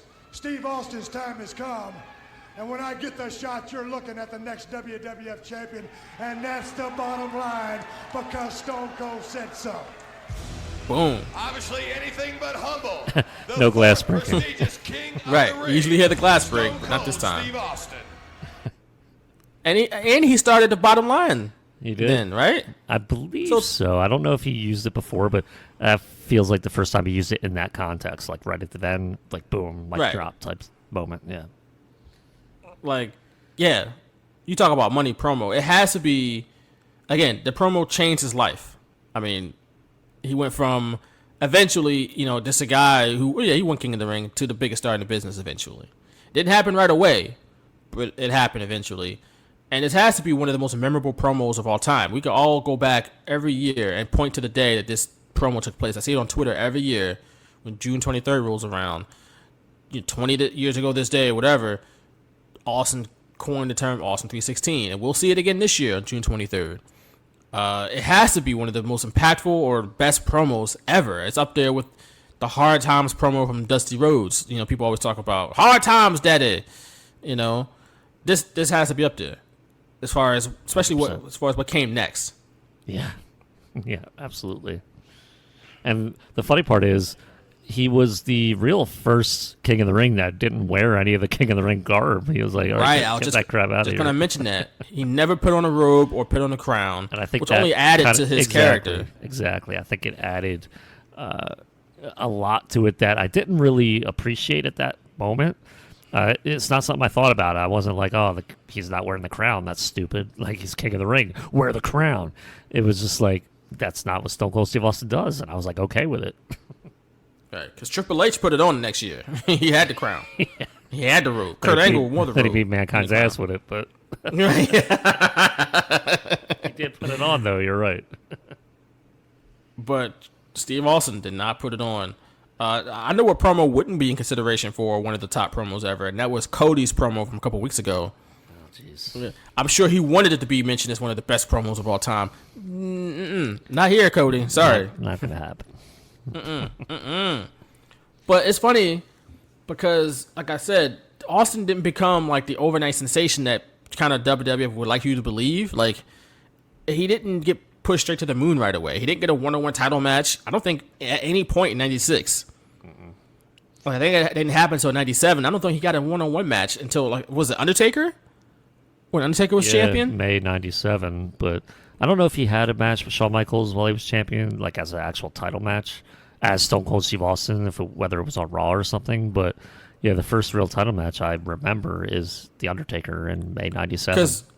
Because Final Four, that was for the title, right? But yeah, that's technically true. That was a four-way. I'm talking about one-on-one. Right. That was Cold Day in Hell when he had the one-on-one match. And a main event, too. I think that was his first. He wrestled with Bret Hart, but this was I think the first time he was really headlining with someone other than Bret Hart. Right. They named it In Your House after him. Yeah. And The Undertaker, too. So it was like Cold Day in Hell. That was kind of cool. That was both of them. Right. But that was almost a year after this promo. Right? Yeah. Okay? Yeah. We're talking about, we had to go through the Brian Pillman stuff, and unfortunately, we never really got a match out of that. At least I don't remember them having a match. No, they had a bunch of angles. They had a match on Raw, but that was when Pillman was like, he could barely move, even coming back from that ankle. So it wasn't it wasn't a good technical match, and I'm sure they were actually supposed to have a match at King of the Ring as well. And I think once they realized that couldn't happen, and then Bret Hart couldn't go, they just kind of put Shawn Michaels and Stone Cold in a match, and they did the Austin Pillman match on Raw, which they were able to kind of book around because of Pillman's injuries. So, it never wound up, no real payoff to that, other than like the Hart Foundation, just a verbal back and forth and attacks here and there, but no match one-on-one. other than that Raw Right. thing, obviously. So we move on from that to Bret Hart, which was Survivor Series. That was Bret Hart's return. That was a big deal. And then he got the Royal Rumble. He won the Royal Rumble, so that was a big deal, right? But To he didn't get me, a that's title his match. real. To me, that's his real like legit starting point where I was paying attention to him and I was like, oh, he's going to be a big time. Like King of the Ring promo didn't really hit me until years later. Honestly, as Right. a fan. Right, because once we realized, like, oh, Austin 316 was the top selling shirt of all time. Yeah. And, that's to this day. We celebrate on March 16th. We celebrate it's Steve Austin Day. 316. Like, that's crazy. Yeah. But you mentioned Royal Rumble. Even though he didn't get a title match at WrestleMania, which I don't recall why he didn't. Do you remember? Why? What? He did not get a title match at WrestleMania, even though he won the Royal Rumble. Because technically he was eliminated. So once the referees that didn't see him get eliminated, then they made that match. I think I don't know if I think the original Final Four was just going to be to go to WrestleMania, but they obviously made it the title match because of Shawn Michaels' injury. Right. But I think Got you. I imagine how that would have been because obviously Bret Hart would have won that. It would have been Bret and Shawn in WrestleMania. And That's what it's supposed to be, yeah. What would have Austin done? Like, definitely would not Oh. have worked out, I think, as well as it did. But Damn. So it's another time where things just worked out in Austin's favor. yeah, right. It just happened that things just fell into place, and for him to get to the platform to be a star, and he just took it and ran with it, obviously. But I think you said Royal Rumble, and then WrestleMania when he had the match with Bret Hart, where he didn't submit, he didn't quit, and he had the blood running down his face, which is still one of the most iconic shots of all time in wrestling. Even made it to a T-shirt, a Steve Austin shirt.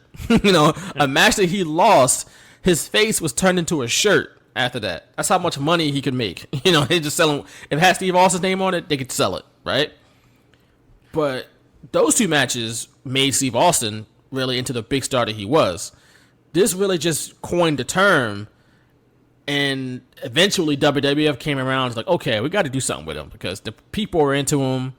We've been messing around for too long. Let's do something. And they finally did in 97 where they started, he started becoming a babyface and he won the Intercontinental Championship and the shirt was selling. And then all of a sudden he breaks his neck. But he even bounced back from that somehow and still became the biggest star in the business. But so yeah, this promo is rightfully hailed as a legendary promo because it really was a catalyst for his career, but it wasn't an overnight sensation for Steve Austin right after.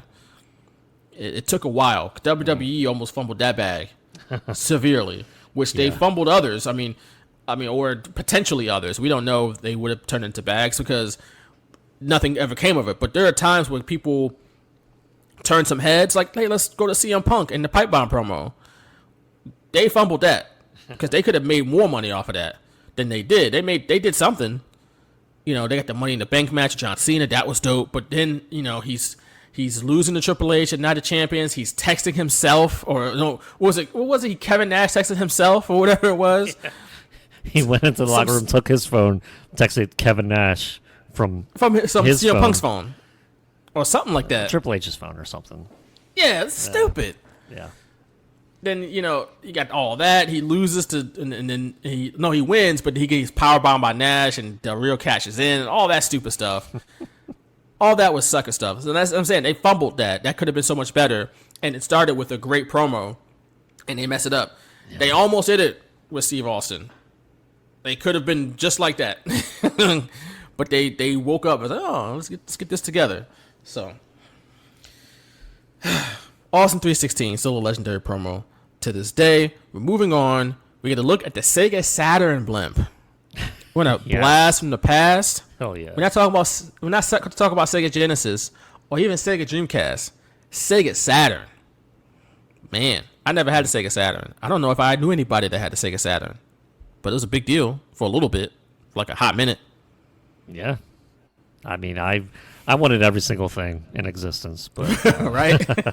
I definitely don't want to. Or what? Like Sega Saturn was. I don't think I even rented it. So it was either like Genesis, Super Nintendo, like that was kind of it. So I think my I cousin didn't had have a Sega Saturn. my cousin had Sega Saturn, so I did play it, but I was just not interested at all. Yeah, I don't remember really any games they had on it that were like dope. That made you like, because when Dreamcast hit, they had a bunch of good games on Dreamcast, like the 2K games, like NFL 2K, NBA 2K, Shenmue, Ready to Rumble, Power Stone. Like, they had some dope games on Dreamcast. That's why people bought it, and then people just stopped buying it once PS2 came out and moved on. But Saturn, I don't know that ever really had a chance, because I don't remember the games they had on there. So I definitely didn't rent it. Speaking of Sega, though, I have a Sega Genesis right now. Nice. My girl bought like a new age, I guess, Sega Genesis that comes with 40 games on it. It's like really small kind of thing, but it's got like we think we got 4 controllers for it, and it's got like Streets of Rage, Street Fighter, Eternal Champions. I think the first 3 Sonic the Hedgehogs, Golden Axe. It's got I think multiple Mega Mans, Earthworm Jim, Toe Jam and Earl, like all the classics. So I was hoping it had like a Mortal Kombat or like a football game, but it does not. So I'm disappointed by that. But because I wanted to play like Joe Montana football, bro. Like, that was dope back in the day. Yeah.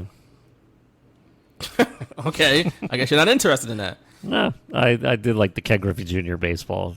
Oh, see, come really on, it. that's classic. That was really it. That game. And was maybe dope. King wrestling. Griffey baseball. Yeah, there was some wrestling games, but that was the majority of my playing. Yeah, no wrestling games. No, I don't know if did they have wrestling games on Genesis? Besides, like WWF they had, like, games. Raw, they had Royal Rumble. Yeah, they had a lot. Oh yeah. They don't. There's no Royal Rumble on here. If they had Royal Rumble, that's all I'd be playing. Like, I wouldn't play anything else. But at King of the Ring, it's time for the main event of the evening. It is for the WWF Championship. Shawn Michaels defending against British Bulldog. Of course, this match comes about after Beware of Dog. We talked about that a couple weeks back, where they had the ridiculous finish of Shawn Michaels doing the German suplex, but his shoulders get counted by one official, and another official, like with his legs outside of the ring, counts British Bulldog's shoulders down. And now we have controversy, and then Diana Hart is holding up the belt upside down, and Gorilla Monsoon snatches it from her, and they ruled it a draw at the end of the day. Here's a rematch. And before the match, we got Mr. Perfect in the ring, and then Gorilla Monsoon comes out. And he whispers something to Howard Finkel's ear, and then he gets in the mic and says that Mr. Perfect will only officiate outside of the ring, and that your favorite referee, Earl Hebner, would officiate inside of the ring. And I'm sure you were upset by this. And so was Jim Cornette. He was pissed off by this development. When I wrote it, I said Mr. Perfect as a special enforcer because I remember him being outside the ring, but I totally forgot, like, the lead up was basically billing him as the only referee until the beginning of the match. And once Gorilla came out with, of course, spotlight hogging Earl Hebner, I was like, oh yeah, that's what happened. Yeah, that's what happened. And Jim Ross agreed with me in mentioning that Mr. Perfect was a terrible official at WrestleMania 10 with his terrible fit too. But hey, he was, he had the black pants this time, so. Yes, he had a normal outfit this time. Somebody was like, look, you're not wearing that again. You're not doing that again. Wear a normal outfit this time. And early on in this match, we got some miscommunication between Shawn Michaels and British Bulldog. They did a leapfrog spot, and Bulldog would run under him and hit the ropes, and Shawn Michaels tried it again, but Bulldog just stopped in front of him and just looked at him like, what now? And Michaels said something, and then British Bulldog picked him up, and they just kept going. But it seemed like that happened a few times in this match. It's just like, what's going on here? Like, it was just funny to see, like, British Bulldog just stood there and just looked at him dead in the face, like, Shawn Michaels was like, what are you doing? Like, what's going on? It's like, come on, Shawn, you're the champ. What do I do? I don't know. That was a little miscommunication there. The match itself was kind of long. I think it's the longest match in the show. It's like 25 minutes. It really was. Nothing really spectacular happened, and nothing really to speak of from this. I like I can think of. There were a lot of like near falls, and it was a good match. The crowd wasn't like greatly into it, but I think after that, the near falls, the high moves. I liked Bulldog kind of pressing HBK over his head and then just dropping him on the outside. And Vince McMahon calling for him to be DQ'd. Like, right, what? losing his mind. This is not the NWA, bro. Yeah. This ain't Jim Crockett Promotions, so you can't throw somebody out of the ring. Like, this happens in every one of your matches. He was like, you did that on purpose. Disqualify him, ref. Come on. It's like, what? I see this like every damn day. What are you talking about? Right. I thought it was weird back then, and I thought it was weird when I was watching it now, but that was one of my favorite moments of the match. And obviously, all that gold dust stuff all over, their bodies and stuff was just ridiculous. I hated it. It made me pay attention to that than the actual match. I was like, man, they're just rolling around. Where's they couldn't sweep, the mats outside in the ring. Like, I don't understand. You couldn't sweep it and put it in a box or something. Like, get it out of there. Like, I didn't understand. I guess they didn't have a broom on hand. They got steel chairs under the ring and sledgehammers and chainsaws, but not a broom. No broom. That's so stupid. So, hey, it's what it is. But at one point, Earl Hebner gets knocked down yet again, which is like, okay, this is why we got Mr. Perfect, so he wouldn't get knocked down and unconscious. But he gets knocked down. At some point, he gets back up, though, to count after Shawn Michaels says Sweet Chin Music. Shawn Michaels goes with a pin. Earl Hebner's counting, and then we got Mr. Perfect counting from the outside, halfway in the ring. While he's counting, Owen Hart pulls him out, but that doesn't stop Earl Hebner from counting, so he counts through, and Michaels wins the match. But then Owen pulls him out, and then they're like, well, that was a 2 count. And Mr. Perfect looks at him with this dumb look on his face, and then he's like, that was a 2 count.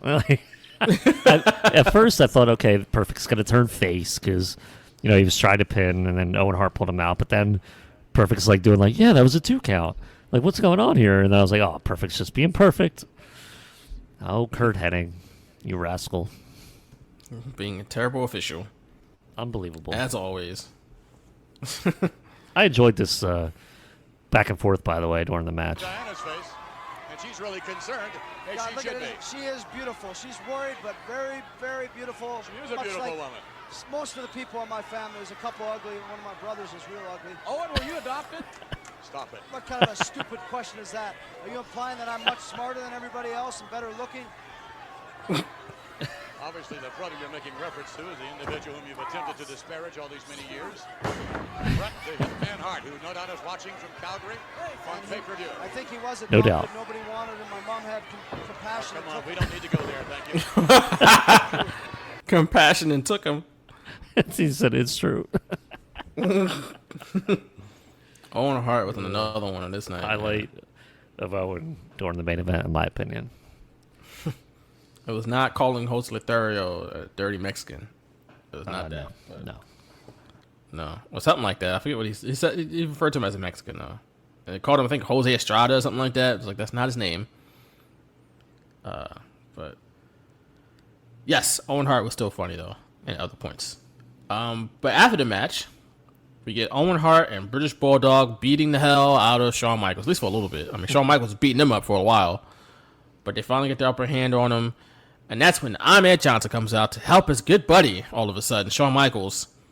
But then Vader comes out to help the heels, and they're about to hit a Vader splash, I guess.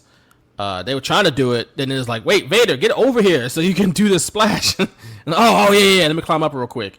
And he climbs up, takes his sweet-ass time, because he's got to wait for the Warrior to come out. He doesn't want to do the splash, obviously. The Warrior's supposed to come out.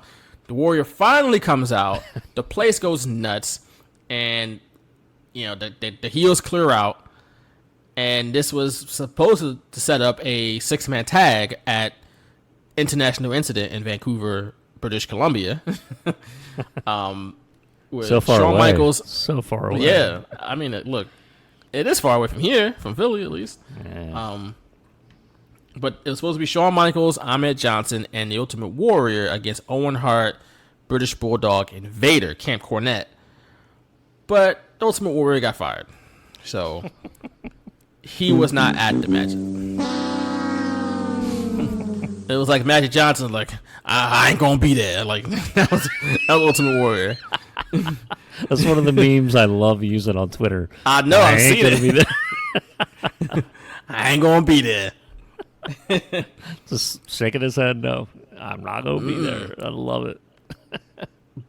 In his place was Sid. Which was a nice little comeback. It had been a while since we saw Sid. It was a nice little surprise. Yeah, it was nice. So after that, after this little in-ring shenanigans here, we get a Coliseum video exclusive, which got me on the floor laughing at the end of it. But we got Camp Cornette backstage, and Jim Cornette's doing a whole bunch of talking his ass off, as he usually does. And he said that at one point he said Warrior's future is looking pretty dim, and it's like, well, I guess so, because he got fired not long after this. So maybe he can do something that we didn't. Nothing else really mattered though in this promo, except when Jim Ross had asked Jim Cornette if he had any closing remarks.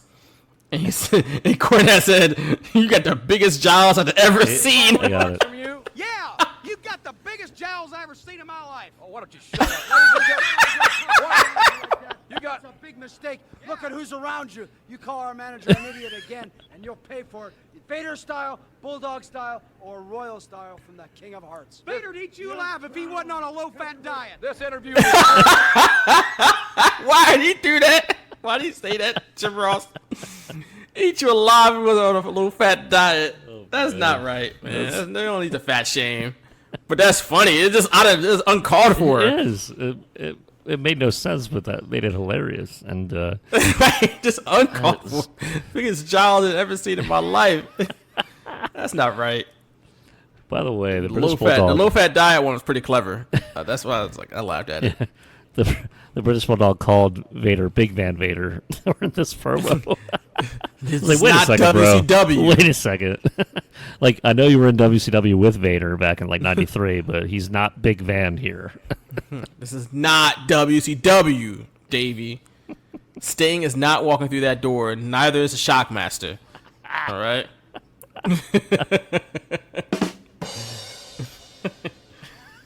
This is not WCW. We're in WWF. We're not in Atlanta.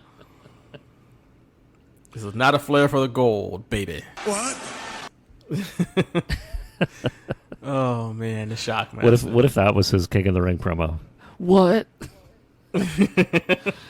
And then nothing was the same after that. Oh man. Nothing was the same. But yep, that is. I love these Coliseum video exclusives. They crack me up. Especially for Cornette just roasting people. Yeah. That was King of the Ring 1996. Nick, you have any final thoughts on the show? I thought it was a fun show for that time period. June '96, we had already seen Hall and Nash and WCW by this point. I was not really interested in that. I was interested, but not enough to, start watching WCW pay-per-views and all the time, and Nitro over Raw. But this pay-per-view was good enough for me as a fan back then, and I was still pro WWF all the way. So, I liked it. I still like it a little bit. It for a '96 WWF pay-per-view, I think it's one of the better ones, and but that's really it. Yeah, it was a good show. I mean, obviously we got, one of the best promos of all time out of it, but it was a good show. We got, good King of the Ring, one good King of the Ring match, I guess, is Steve Austin, Mark Merrow. We got a good King of the Ring, as Steve Austin. Ahmed Johnson was new Intercontinental Champion, and he was supposed to be a big star, bigger than what he was at this point. He's probably going to be a champion one day. They got a great match and a continuation of the story between Mankind and The Undertaker. And the main event, which was pretty good, but the finish, and not really the finish, but the post-match was crazy. The fans are going crazy when Ultimate Warrior is out there.